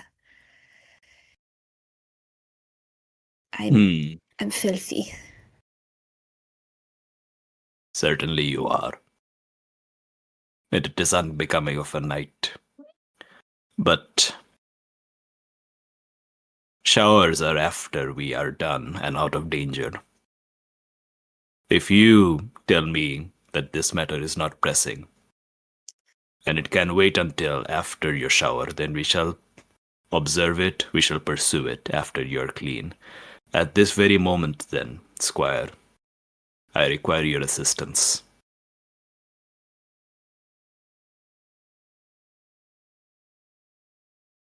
And I think I let your face go and kind of like say,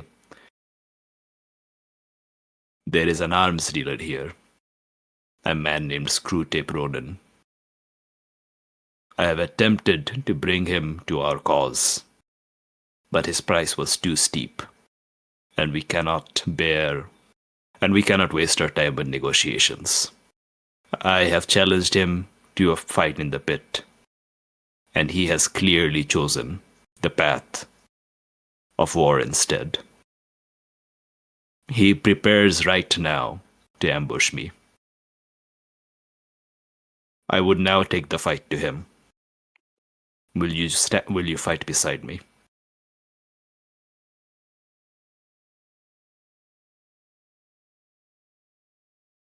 Yes, of course. I stand beside you in all things.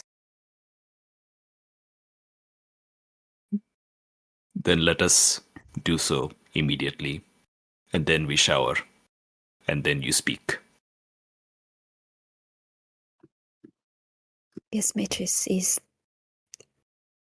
lead the way.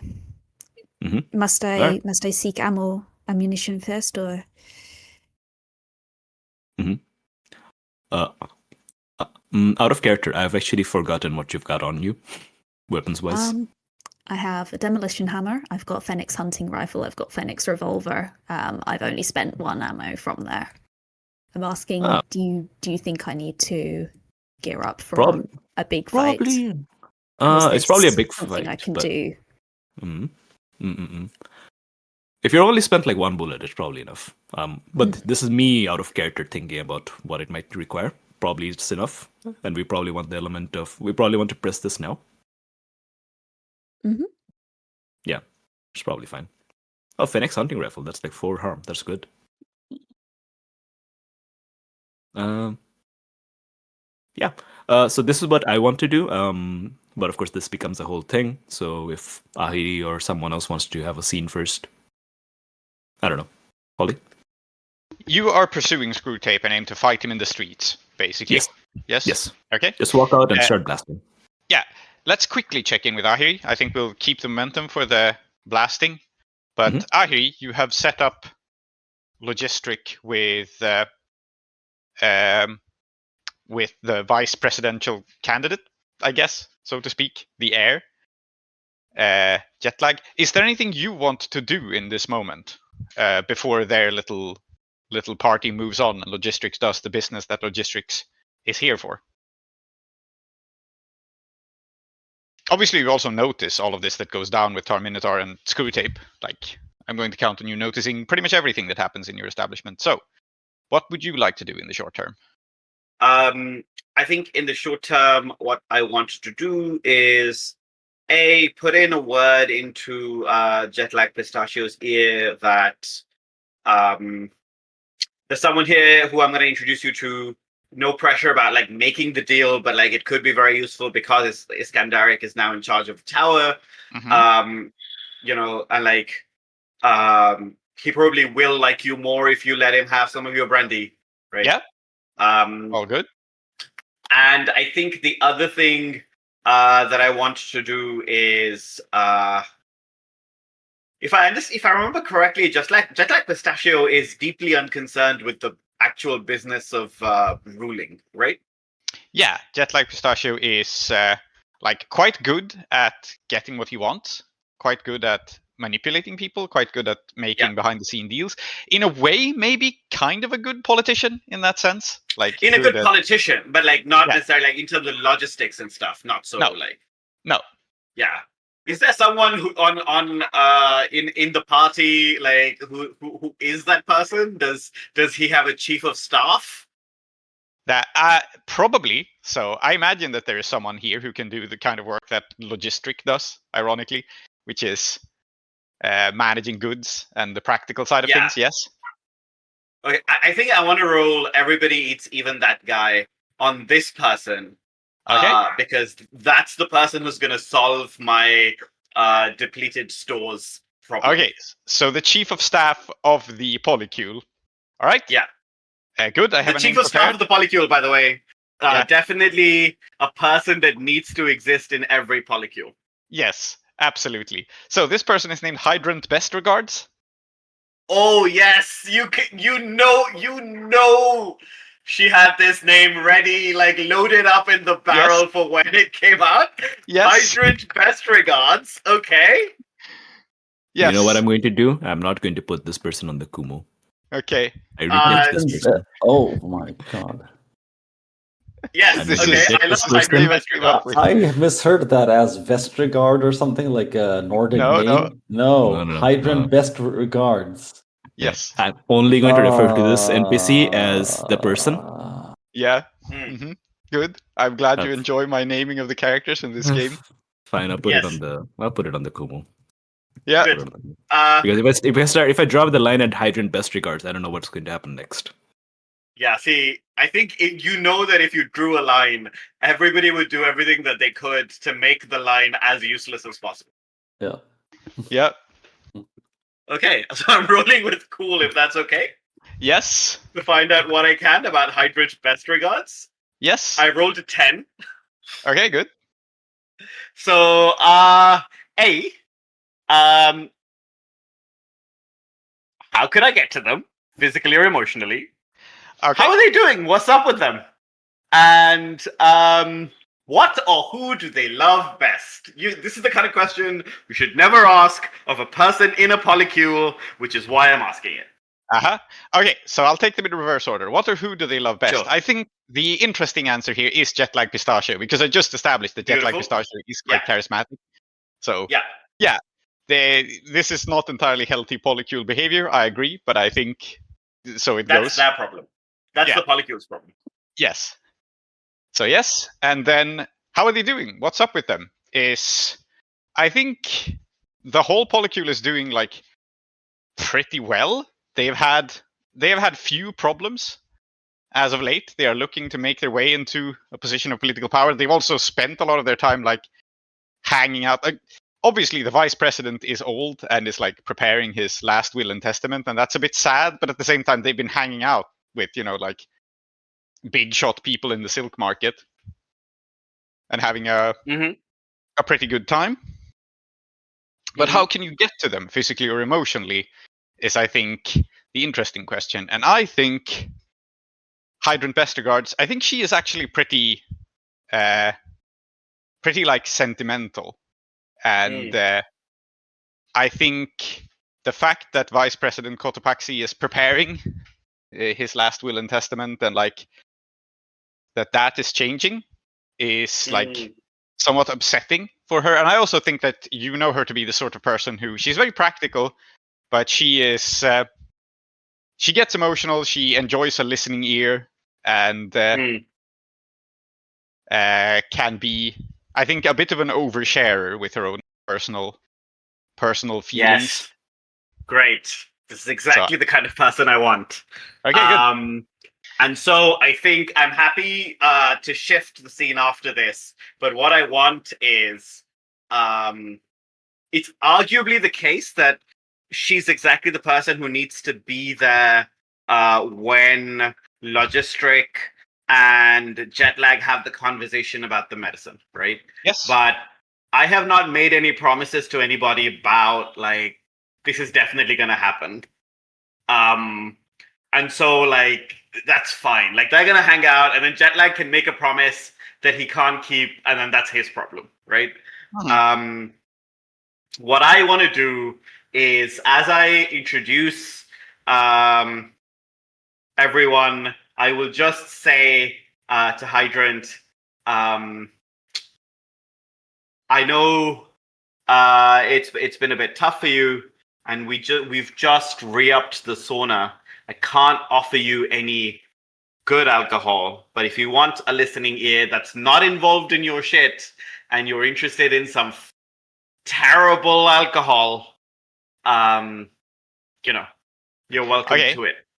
So you're going to take Hydrant Vestergaard's aside while Logistric and Jetlag Pistachio speak. Absolutely. Yeah. I think you and she can go take and have a nice conversation in the sauna. Yeah. And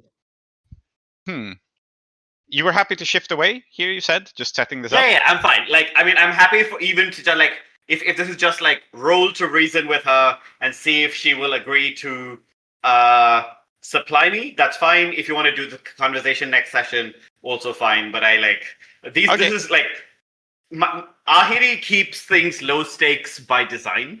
Okay. Yeah. So that's all right. Fine.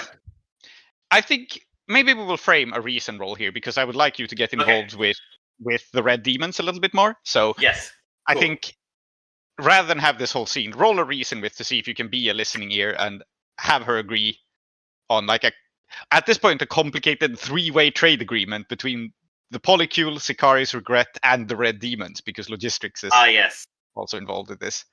So let's roll a reason trade agreement. This off. Yeah. 11.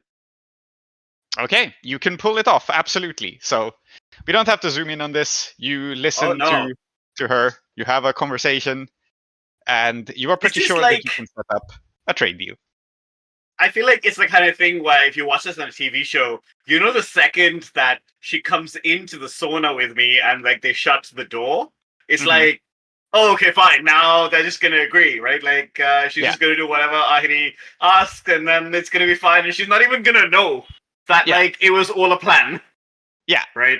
Pretty much. Yeah. Oh, would it be so nice if we could do this and like just hang out, but then not be drinking this stuff? You know, or like if we can supply some medicine, wouldn't that be great, etc. Yeah, and so cool. I'm gonna real quick pivot to Iskandaric before we see the battle, because I want to get Iskandaric involved with this. So, Iskandaric, you have been operated upon, and besides hooking you up to the bizarre network of machines of which the tower is just a part, you're also healed down to just having 2 ticks on your harm clock, where it gets better by itself. Perfect. And so the timeline is like perhaps a little wonky now, but Logistric was leaving as you were being operated upon, and was basically like, I need some medicine for your recovery, and also I'm upset and scared, right? So I think sometime after your surgery, not very long thereafter, but like, you know, you wake up, you're woozy. We don't have to zoom in on like the immediate hours after where you need time to recover. The next thing on your agenda is that Logistric probably will radio into you personally, actually via the radio equipment you now have, because you have the entire radio studio, and you can get messages from the Regret easily enough via the hack. Definitely legally mine now. Yeah, the Knight President. It is. And so I'm not going to focus in on the conversation with Logistric necessarily, but the information you get is that Logistric has gotten in touch with Vice President Cotopaxi's Polycule, and more importantly, believes that he has the possibility of arranging a good trade deal down in the markets with all that stuff you just got. And, you know, most of it is the seashells that you're keeping close to the chest now, but there were also, like, you know, other supplies, bits and bobs that you can trade for more immediately useful things. And so Logistics is basically radioing in to tell you, you may want to meet these people, the Vice President's Polycule, and also, should we like set up a trade down here? Should we like find some trade partners, basically logistics plan, right? Someone you can reliably get things you don't produce at the tower from. Indeed. This is what happens when you're the night president. Now you have to think about trade policy. Yeah, but I think Alright, it makes sense. and- Logistics was just pulled into a trade agreement, and so Logistic is my foreign minister, it seems. Yeah. So Frankly, the question he's your is, only minister. yeah. So I had in my character sheet, I had logistic written down as quartermaster. I'm not going to change that to foreign minister. Okay, fair enough. Okay, so a trade deal with trade partners, that's all fine. That's great. But the specific partner in question, I think it might be interesting to say that Iskandaric has a problem with, being that this is now her former vice president, who's let the kingdom rot while he's oh yeah, Kotopaxi has, yeah. He's great price on silk though. Great, that's true. Great price on. Yeah, I will say, out of character here, my angle is mostly to get you down to the market so that you can be in the same place as all the other PCs. So I'm just clarifying that. That's okay. Yeah. All right. Yeah. In that case, I don't think Iskandaric has a reason to say no to that. But before that, if we have time, I haven't figured out what these seashells are for, and my two leads, I guess, and these are not really leads. But two paths I can go down is one, go to Angelica and say, "What are these? You're the person I know in the valley." Yeah. I bought these seashells on the seashore, and she didn't say what they were for. Yeah. Okay. Sadly, all right. The other one is maybe I already know because I have Cassidy Security's memory, so maybe I already know what this is. Okay, sure. We can go the former route, and you can speak to Angelica, and that can be a scene. Or you may go to the seashells and open your brain to them. Open your brain. Let's brain time. Yeah. Open your brain to the seashells. What a normal, insane statement. Don't even worry about it, man. Okay, so we see you somewhat woozy, somewhat high on painkillers, head down to your storeroom, open a box, take out the shells, touch them, commune with them. The way you say touch them, commune with them is like, okay. Yes. It is a 10. The seashells are very talkative today. Yes. Very good. So, these seashells are as much symbolic and indicative of something happening as anything else. Very long ago, a long time ago, some people from the valley ventured to the shore, to the ocean. And then they were cut off. And they were cut off for a long time. You don't know how long. These are hazy memories. But these shells is proof that someone out there has reestablished contact with them. And they know of the valley. And they are coming back. Okay, so this way, people from the valley went to the seashore. Communication was cut off with them. Yes. But has been reestablished, and they're coming back. Yeah. The shells are part of a trade route, and this is not quick. These shells have taken some time to get up here, but it is proof that the way is now traversable. And in that way, the shells are a message. That they bought them at the seashore. Yeah, I got it. Yeah. I see. It is possible to access the ocean again. That's what the shells mean. Possible to buy seashells at the seashore, guys. Yeah. I mean, we should be establishing trade links with Sally down there. So, and what are we doing? Yes. Okay. Very cool. Okay, so these seashells then are just nice things. Okay, yeah, I mean, worth trading then, I guess. I don't get the feeling that there's anything more to them than this. They are, so the thing is, they are worth trading. They don't only mean something to you. Anyone who is in the know, anyone who's access to these old memories, which, as far as you know, is only you, but you could be wrong, would know that this means, well, this means you know what happened to the sea peoples. And there may be other people in the valley who are interested in this information. So it's sort of a coded message, right? It means something to those. If you know, you know what these shells mean. Cool. All right, yeah. I think then let's keep it going. I know what these are, and let's see what the trade deal is. Let's zoom over there. Okay. So, Iskandaric, you and do you bring the demons with you as you go down to the market, or do you go alone? A handful of them, surely, right? Yeah. All right, we can define it later. I just wanted to. Yeah, I think we can say that they're right. The way I hashed it out with Angelica was that, train them to pretty much look after themselves, and I don't have to worry about them turning on me. Yeah. For the time being, right? So Iskandaric feels pretty confident about leaving the tower, I think. Yeah. Good. So you head down to the market, and I think it's good to try to get everyone into roughly the same place. I'm setting this up a little bit for next session also. But okay. As you head down back to the market, let's see what's up with Tar-Minotaur and Perfidelity. But I will also say that now, like Iskandaric and Ahiri, you are in the town as this is happening, right? So it is possible for you to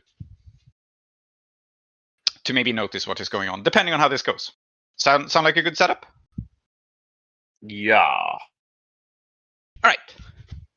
So, Tar-Minotaur, what does this look like? Your hunting wabbits plan.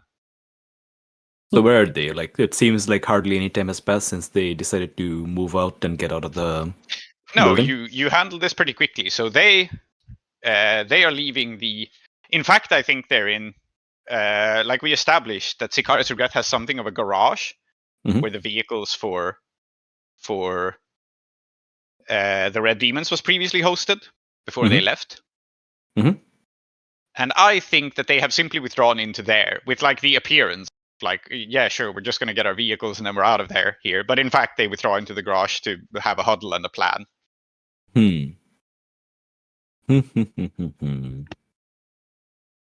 So that's like step one for them. And then they're going to have a conversation in there for maybe half an hour.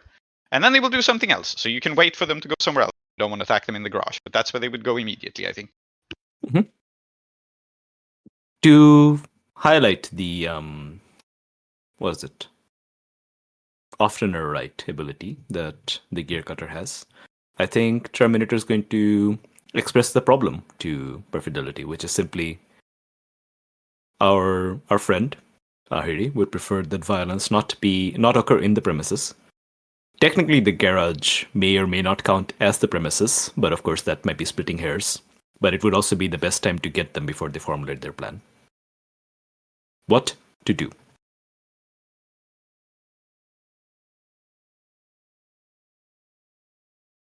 German would ask.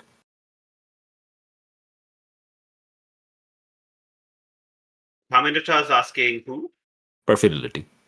Perfidelity, yeah. Yes. And Perfidelity looks at the garage, at the things arrayed, and at Matthew Mark IV. Says we already have an ally here. I can speak to him. Ask him to deal quickly with the problem at hand. You saw how effective he was at the tower. I can talk to, I suppose, all of them.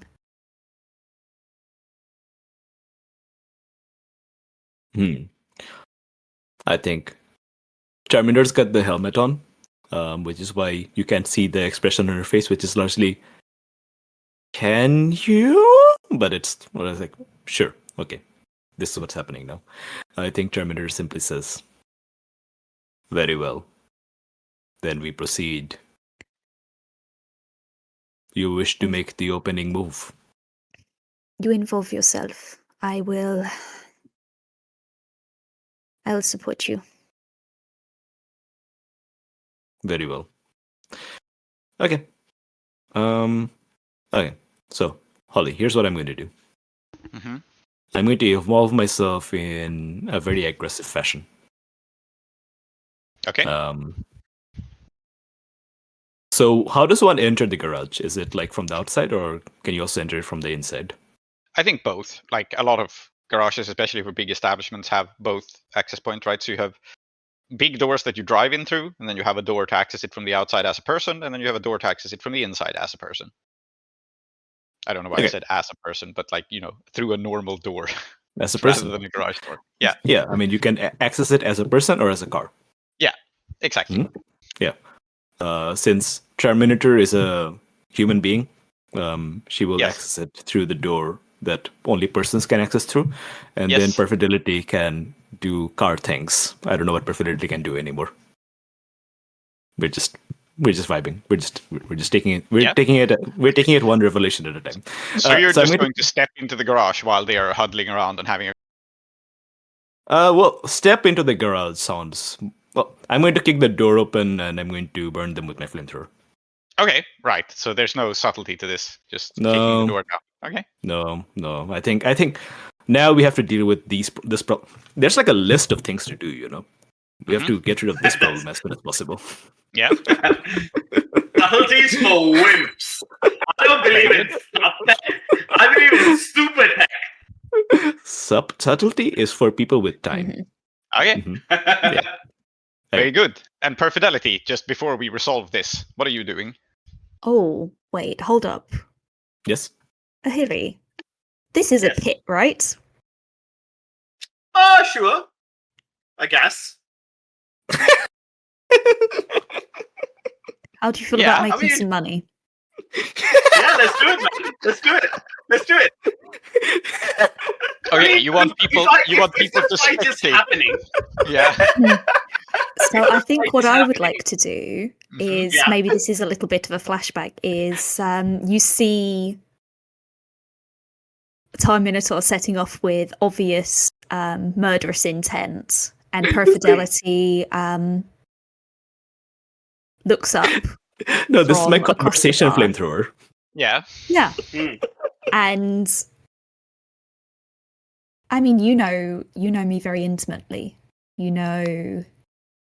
know your real name. Oh, not your real name. Yeah. I beg your pardon. Your old name. Yeah, an old name. You know what makes me tick. Yeah.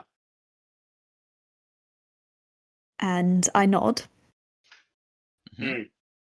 And so I'm going to nod at my most reliable employee, 912s.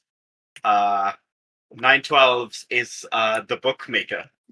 And I'm going to be like, and I'm going to trust 912s to run the book all right. on this. And then I'm going to be like, hey, do you want to watch a fight as we come out of the sauna? Okay. All right.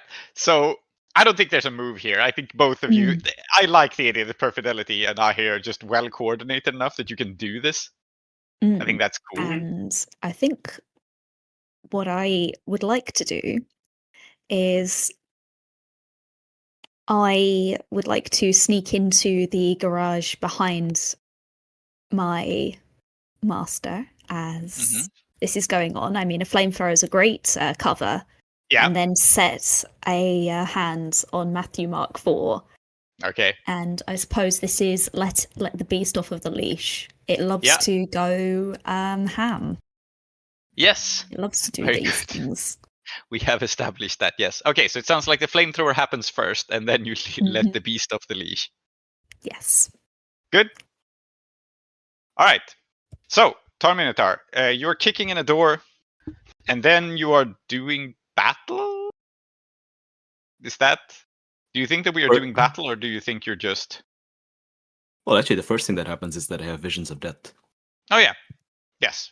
So okay, kick in the door, have visions of death. Very good. Yep. You have +1 ongoing to all rolls you make while you're following my advice, which you are. Oh, yeah. Mm-hmm.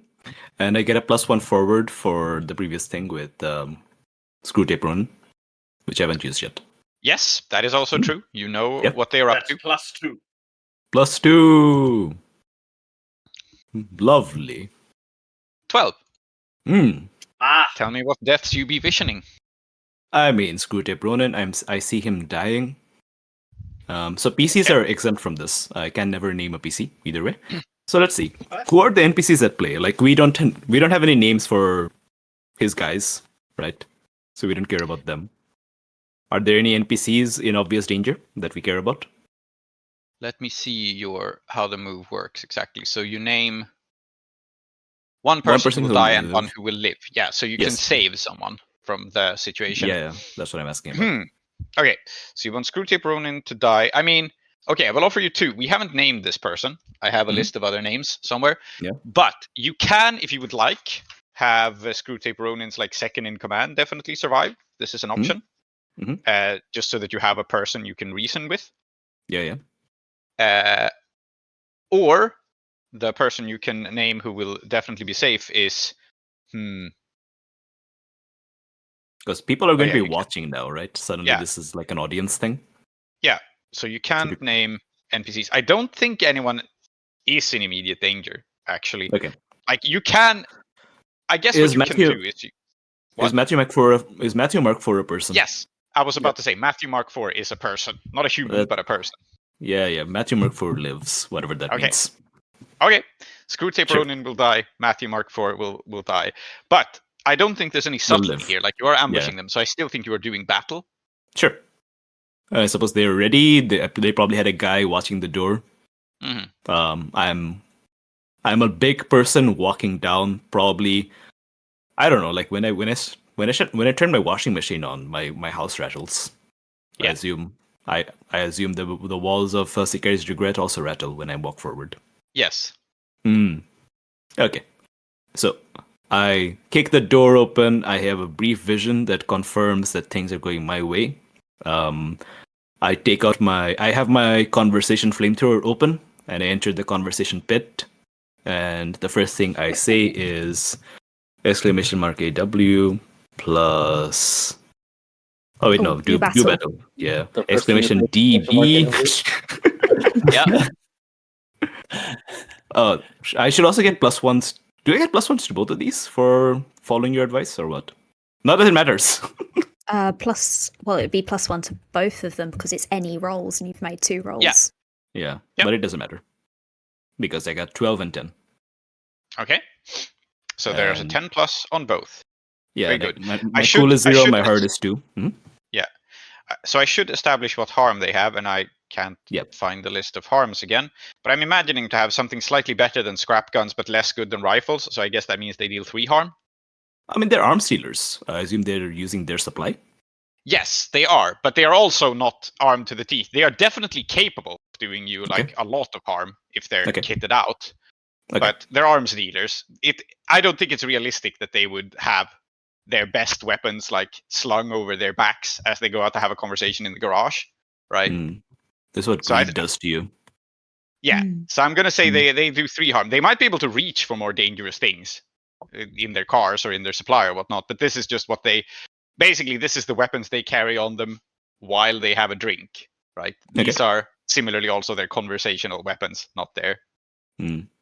But there are a lot of them, so they deal 3 harm base, and then they deal 1 more harm for being a gang. Except they don't, because you have the counter to that, right? Yes. Yeah, and I think they count as a small gang. Like he has some apprentices, but he doesn't have a whole lot of them. Yeah, so my max here is 10. Yeah, I think that's about the order they are on. So cool. So then it's effectively as if you were fighting one person who does 3 harm. Although I don't think your flamethrower cares about armor, does it? I would imagine it's armor piercing, but no, it's. Let me quickly have a look because it's worth. You can just tell me if they are armored though, because maybe some of them will survive. Yeah, I mean it's environmental harm, isn't it? Yeah. I don't think it counts. Yeah, cool. Yeah, so 1 environmental harm is equivalent to 4 harm messy. Yeah. Or when brought to bear against a single non-structural target, gets 4 harm armor piercing. Oh, nice. AP. Can move cars, but not lift or throw them. Inflict severe cosmetic damage on buildings and structures. Many holes or large holes, no intact glass, burning or smouldering. Yep. Okay. Listen. So, Ahiri, I think you were going to probably remodel the garage anyway. I guess. Well, I will say that I was going to now that this has occurred. Yes, exactly. Yeah. Okay, well, so first of all, you take little harm, so you take 1 less harm. So that brings it down to 2 harm. 2 harm, for sure. Okay. And then your armor applies after that. So it does. So I take 0 harm. So you take 0 harm. You still make the harm move, but you take 0 harm. And this, I think, makes a degree of sense. You're fully armored, kicking in a door with a flamethrower. They're shooting at you, but you are very, very good at what you do. Yeah. So, like, also, they're trying to shoot through fire. So I think that makes sense. And then you also attack them. And choose 2 from the attack list. Let me have a quick look. Meanwhile, I've also rolled for the harm move and I missed. I think, if I remember correctly, that's bad, right? Yes, it is. Okay, but we'll see that in a bit. Okay.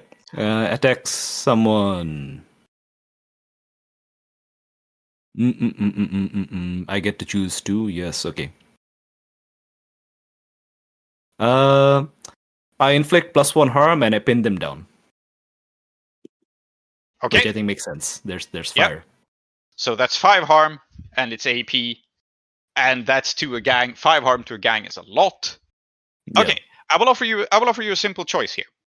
Do you kill Screwtape Ronin now, or do you kill most of his gang now? I'll frame it that way. In either case, you're doing a terrible amount of damage to them. So either the outcome here is that you take everyone that isn't Screwtape Ronin out of combat, or you kill Screwtape Ronin, but there's maybe still some gang left to be able to fight back against you.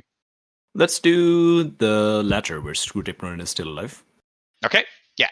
So it's not that you like kill everyone who isn't him, but his gang is in absolute disarray. His apprentices are set on fire.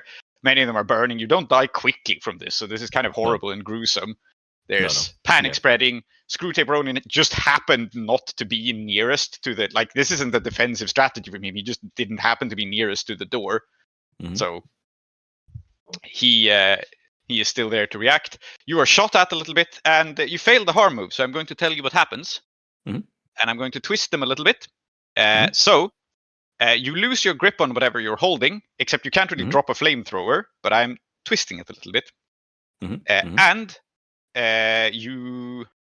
I think you also lose track of someone or something that you're attending to, because I do get to pick 2.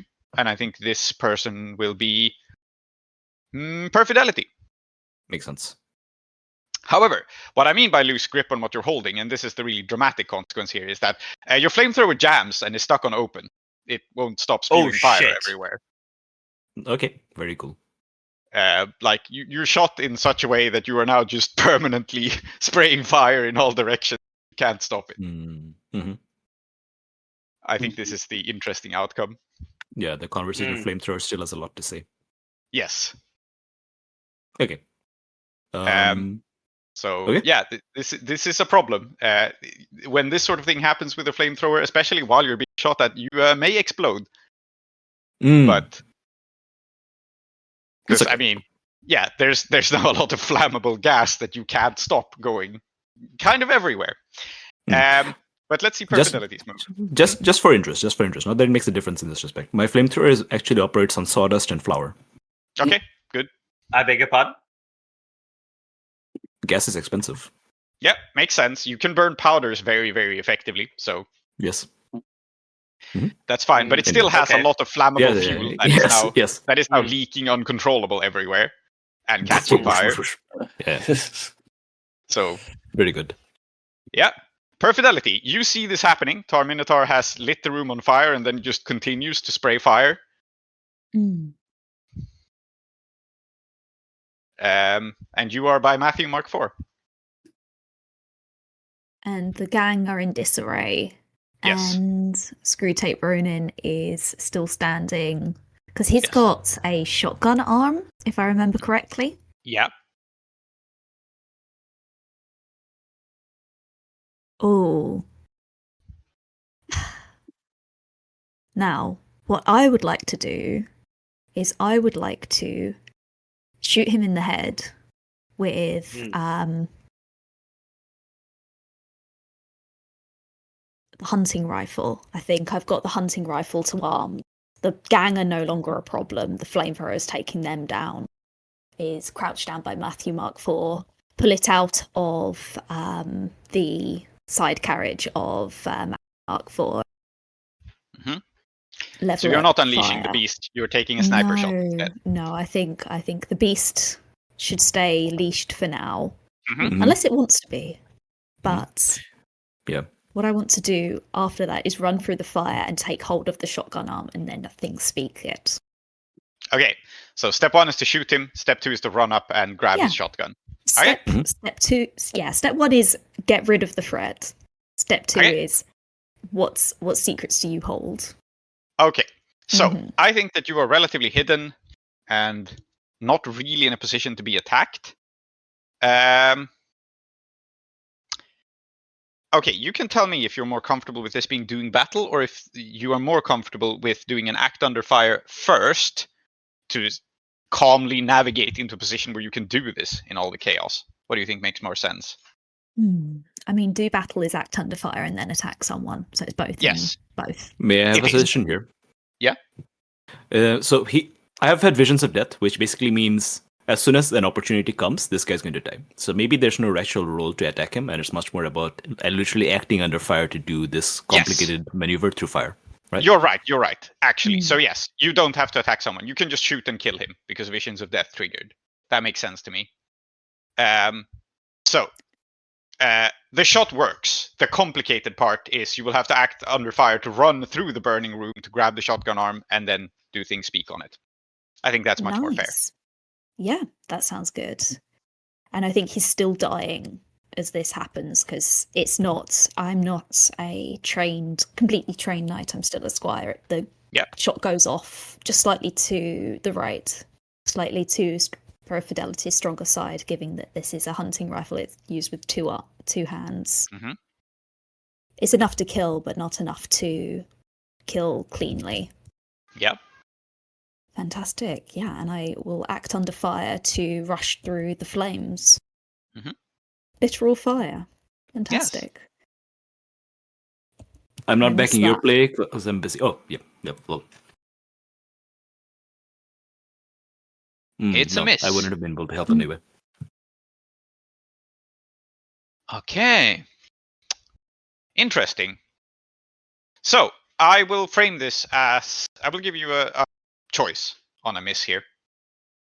And I think this is an interesting and kind of bad choice. So, I think, as all of this happens, you pull off the shot, you see Screwtape, like, running up ahead with the clear plan of just blowing up Tar-Minotaur. And so Screwtape, like, lowers the shotgun, rushes forwards, and then you shoot Screwtape and he falls. But he falls into the blast of flame.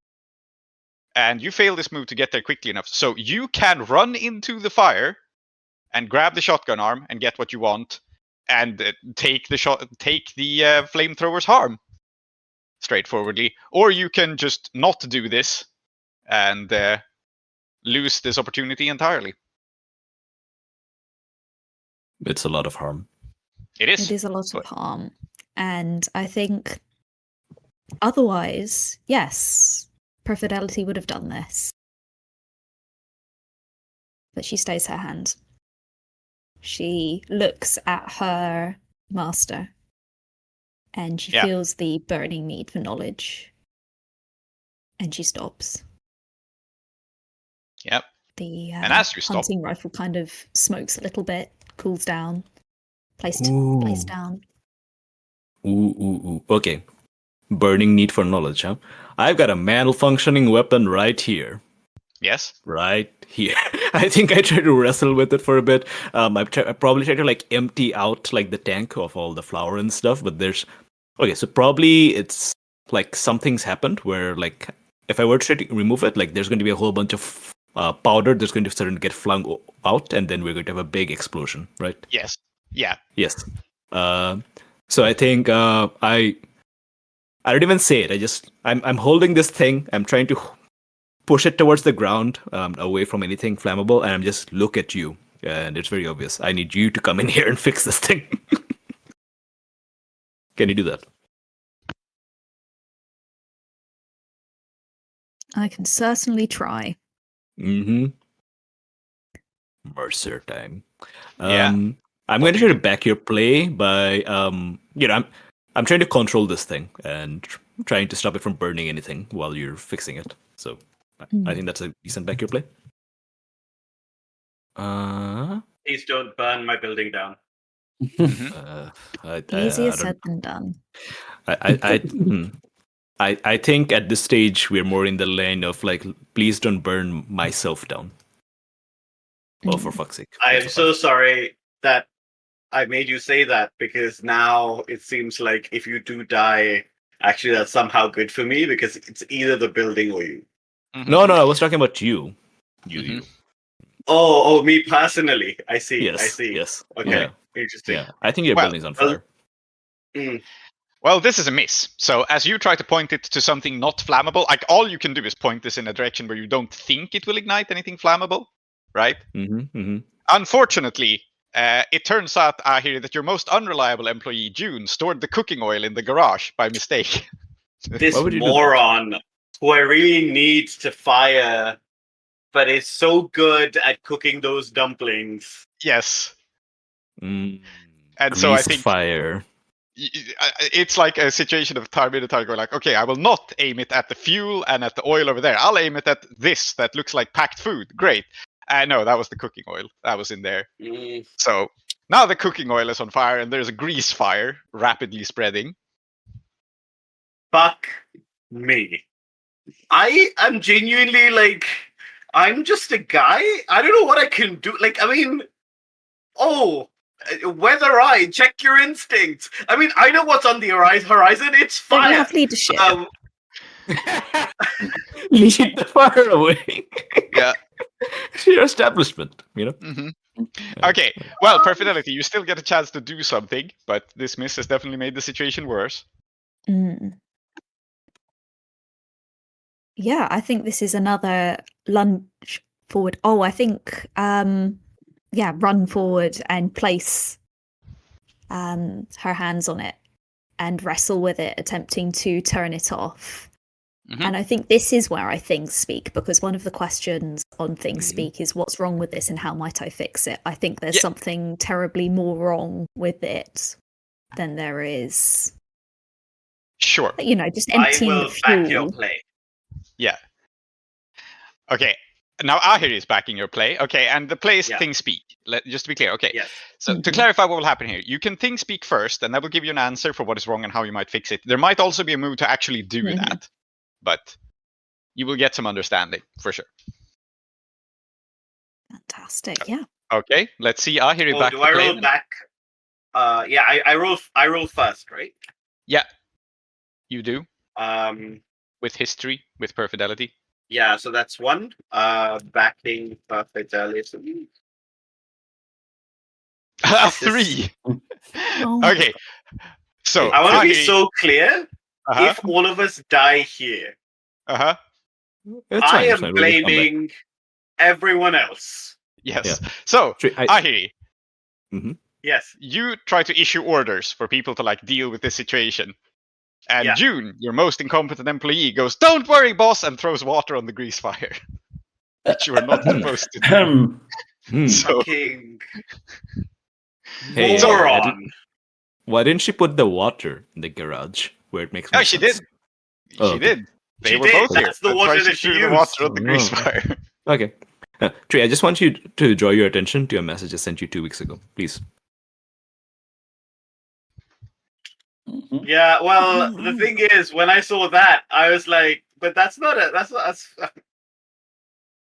Okay, Perfidelity. Let's see you finally read this flamethrower. Helping much, much worse. There's so much grease fire going on. And in fact, let's use some greased lightning. Okay. And that is my first turn of the session. For a second there, I was like, is that a new thing you can do? Okay. So you grab a hold of the flamethrower and you get some questions. And the first is, what is wrong with this, and how might I fix it? Bro, calm down. What's wrong with you? There's more bad things happening than we thought. Yeah. So, what is wrong with it, I think, is... Yeah, sure. Why not go with this? So there was a bunch of people who opened fire on Tar-Minotaur, like, inaccurately. I don't think that there's anything, like, deeply... I think the interesting outcome here is that Screwtape Ronin actually really knew his weapons. And he shot at Tar-Minotaur with his sidearm, with, like, his pistol, not with his shotgun arm, because he was too far away. And he deliberately, like, put a hole in the flamethrower somehow. He shot out some part of it to make it just leak through the nozzle. And so, yeah, it's a deliberate act of sabotage from the dead man. And how you might fix it? Yeah, I think there's like a bullet that's lodged into a mechanism, which is kind of like depressing the air, so that there's constantly the flower is just being constantly pushed out by the air inside. Yeah, yeah, exactly like so. And how you might fix it? What's an interesting? So, I think you can fix it by like removing the bullet, but it is very hard for you to do this while Tar-Minotaur is wearing it. So I think the challenging part is getting it off of Tar-Minotaur, because you wear a flamethrower, right? You don't just carry it. Yeah, it's also under my jacket. So basically, I think in order to fix it, you need it to be perfectly still so that you can stop this air mechanism. And that's not an easy thing to do while someone is wearing it. If you can get Tar-Minotaur to stand perfectly still while flamethrowing everywhere, that's also a possibility. But you need at least a couple of seconds of this not moving at all. Oh. I think that's an interesting challenge. Does that work? Yeah. Okay. Do you have more I think that questions? works. I do have more questions, but what I will do is first act on this answer. And Perfidelity is up very close to Tar-Minotaur's personal space. And in amongst the fire and the flames and the smoke and this panic, she tilts her head upwards, meets her master's eyes under the helmet.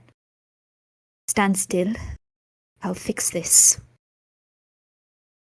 And it's the speech of absolutely no questions asked or brooked, or do what I say now.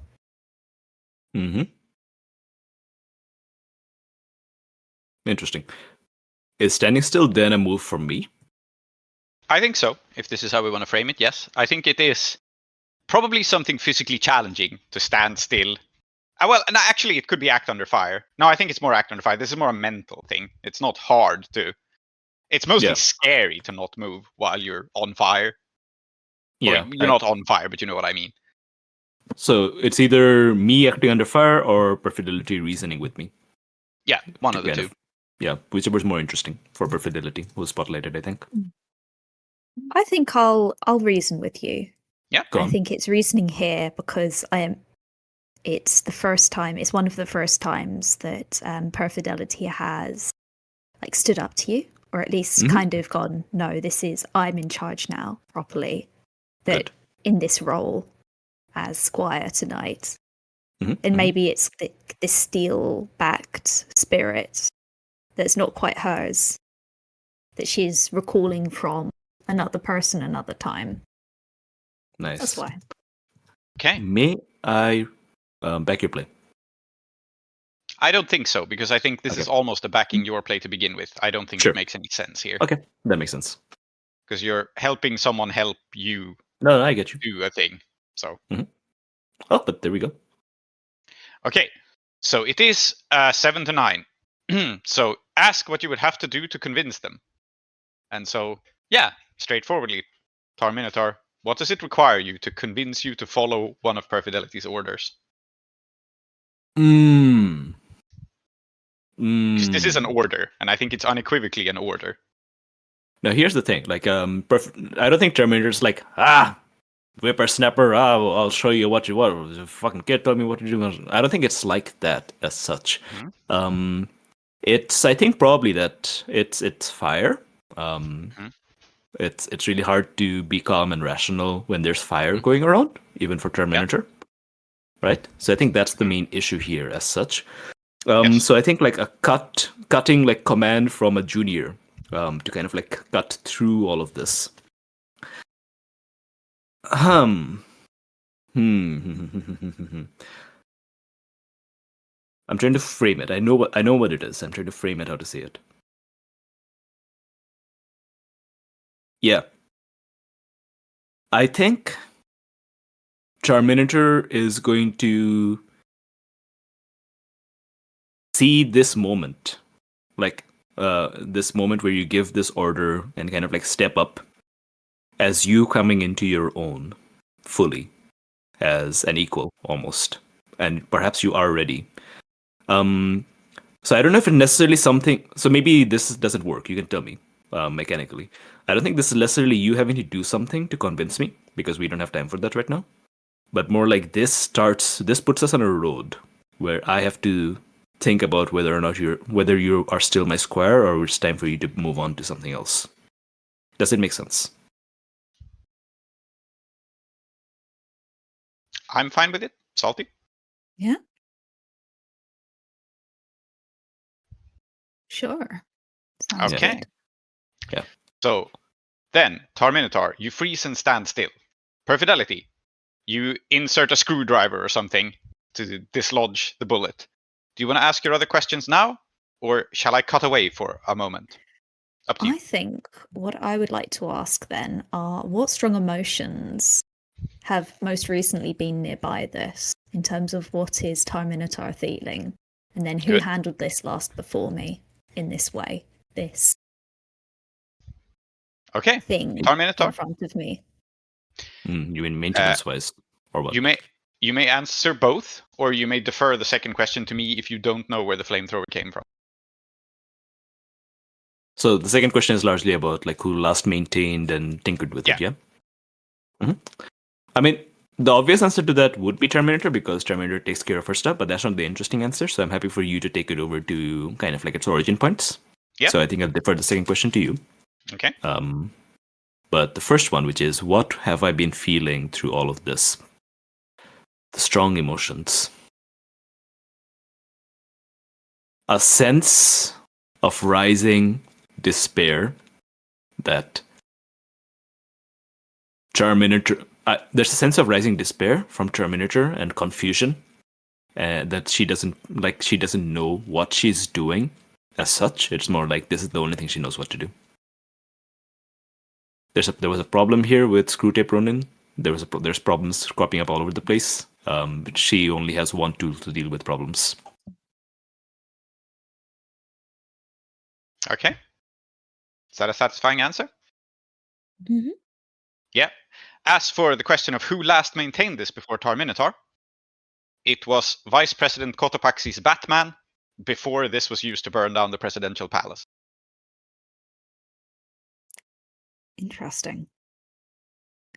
A cursed weapon. It fell into Tar-Minotaur's possession after that, apparently. If you're cool with that, Tar-Minotaur, that doesn't contradict anything, I hope. Don't think that's you've had fine. this forever. Yeah? Terminator doesn't remember anything. Yeah. All good. And speaking of Tar-Minotaur not remembering anything, Iskandaric, you have come down here for a trade deal. Mm-hmm. But it so transpires that there is a fire in the garage. And so you and your gang will enter the scene, stepping in to see what has happened here. Uh-huh.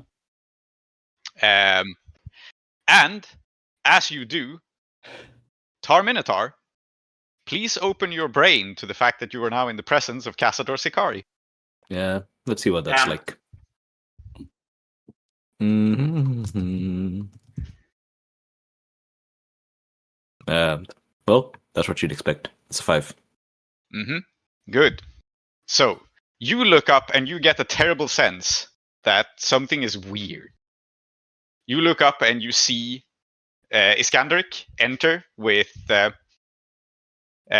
some of her gang, and you don't have any sort of initiative in this situation to react. I may cut back to you, but for the moment you are just confused, and you have to freeze anyway for Perfidelity to do her thing. Iskandaric, how do you you came down here for a trade agreement, right? And then people went like fires loose, and you're confronted with a big ass grease fire in the. Iskandaric is woman of action.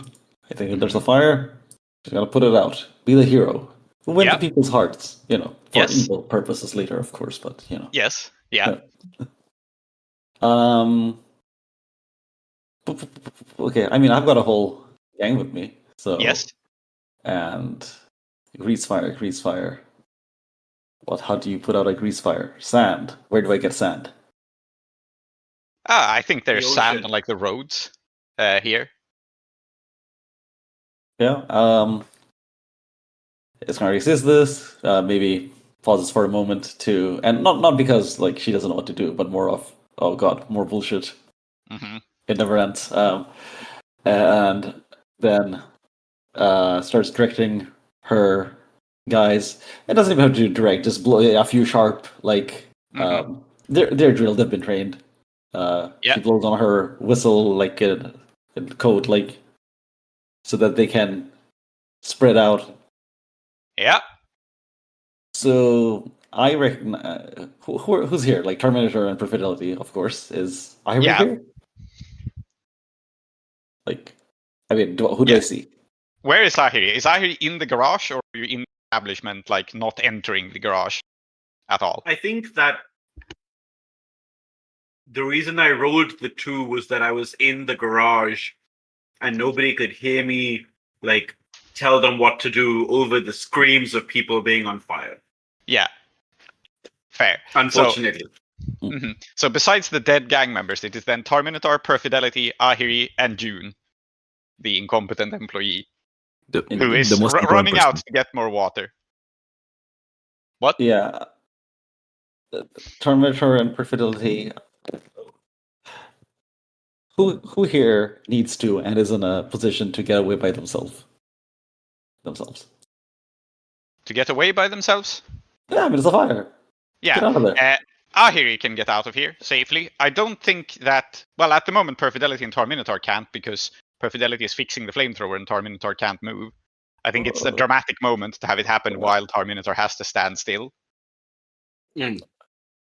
Nonsense. Standing in the middle of fire. Get out of there.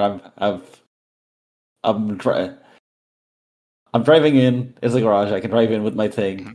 Just load Tar-Minotaur into it like cargo and oh my god. Yeah. Okay. All right. So I think step 1 here is to roll leadership for your gang. You whistled for them.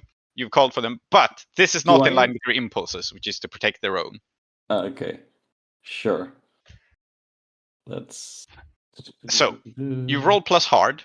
On any hit, they follow your order. On a miss, maybe they still do it, but you'll hear about it later. So 10. Yeah. So your gang absolutely snap to it. You blow on the whistle. Jesus Christ. They grab buckets of sand. They just apparently they put out fires before. They have a drill for this. So they throw sand on it. They rush in. They do their best to contain it. There are a lot of them, and they work very efficiently. You drive in on your wheeler and pick up Tar-Minotaur just as the flamethrower is turned off. I think this is a cool, dramatic moment. Tar-Minotaur, this, I guess, is when your 5 comes in. Do you know why my gang knows how to put out fires? Because when we're out raiding, sometimes you set fire to a house and then oh shit, there was stuff in there. Yeah. Makes sense. Oh, I see. Okay, there's plenty of stuff in this garage, by the way. Yeah. Okay. Exactly. Yes. So I think that loot burn. So I think the way I'm going to interpret your miss on Open Your Brain, Tar-Minotaur, is that I mean, this is the situation is confusing. There's a big fire. The air is hazy. You can't see straight. Your eyes are stinging. I think you just see Cazador Sicari driving in on a 4-wheeler inexplicably and reaching out to save you. How do you react to that? In this situation, I bodily pick up Perfidelity and extend her forward, like Simba in the Lion King on the rock. Okay, you're towards. So you're handing Perfidelity to the president. Is that your? This is the future. Well, save her, not me. Okay. This is an Okay. irrational decision based on the fact that I'm being irrational right now, but this would be first instinct. Okay, Awesome. if you're good. I mean, I will gladly accept Perfidelity, but this is a four-wheeler. There's space for more. Listen, I'm being irrational. Yeah, I Yeah. know. And you're also heavily armored, and it's difficult to put two people on the vehicle at once. yeah. No, Yeah, okay, that's I mean, fine. Perfidelity first. That's fine. Yeah. Women and children first, I guess. If I actually saw what was going on, I could just Yeah. step on with Perfidelity. Yeah. That's Yeah, right. okay. So Perfidelity is on, and you I don't know how what words Wait, how you're does going to hear. How does Perfidelity react to being physically picked up? Yeah.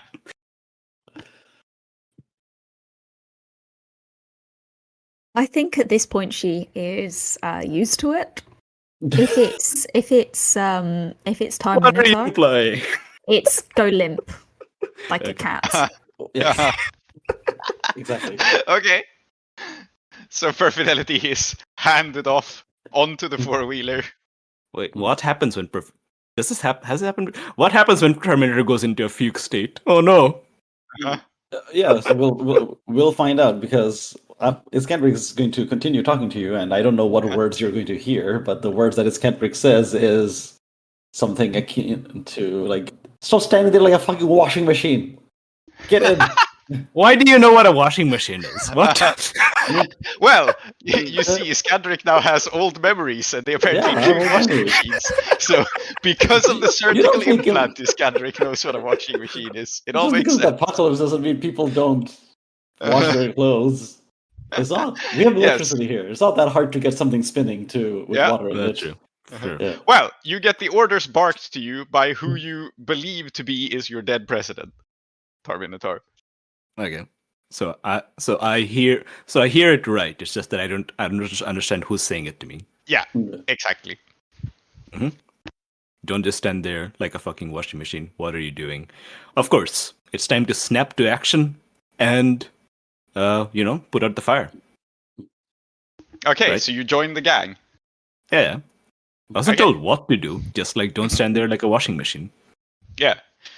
All right. So, I mean, there's probably like tarps and cloths in here that you can use to like beat out a fire, so you can help with that. I also have a big coat.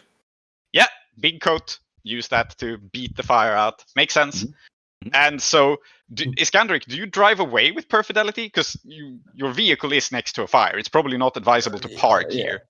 Yeah, it's the smoke, the carbon monoxide, all that sort of jazz. And I think I've got Perfidelity. Tar-Minotaur, I think I can trust to move after being yelled at.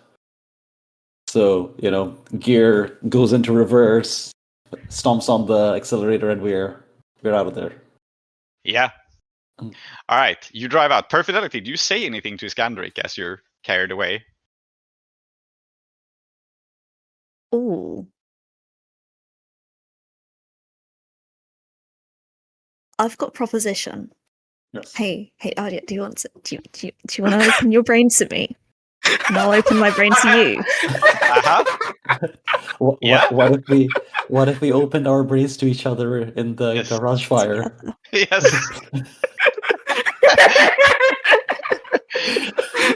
Yes, beautiful. JK unless. Do you wanna? Yeah, I'm doing it right now. Because I think there's something in that we've both had these strange, fucked up memories that are impossible to us, right? Mm-hmm. Yeah. And I think there's a beautiful symmetry to that. Yes. I don't think for Perfidelity it is necessarily. I think it's more instinct here. All right. Do you? Does it make sense for Perfidelity to go first then? Or I mean, I guess it doesn't matter, but. Yeah, we'll have Perfidelity go first. I think I'll see both roles before I say what happens, though. Mm-hmm. Okay. Brain recognize brain. Okay. So that's confusing and alarming visions for Perfidelity with a 9 total. Very Reasonable. nice. Oh. They would've let me- Oh no, that's because of that's not the problem. That's Okay. very Wow. confusing.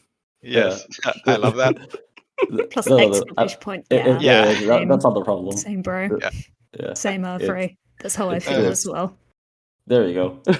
Nice. Okay, also a 9. We both got There are 9s. confusing and alarming visions. So, Yeah. I think then, what you realize, I think the funniest way for this to happen is for Perfidelity to realize that Iskandaric has been surgically modified by Angelica, but not how. And so the vision you get here is like there is some machine that is related to the network of machines you found in the basement, and it is here, and it is apparently inside Iskandaric. I am the internet. Yeah. Ah, yes. Nice. He is the one. Mm-hmm.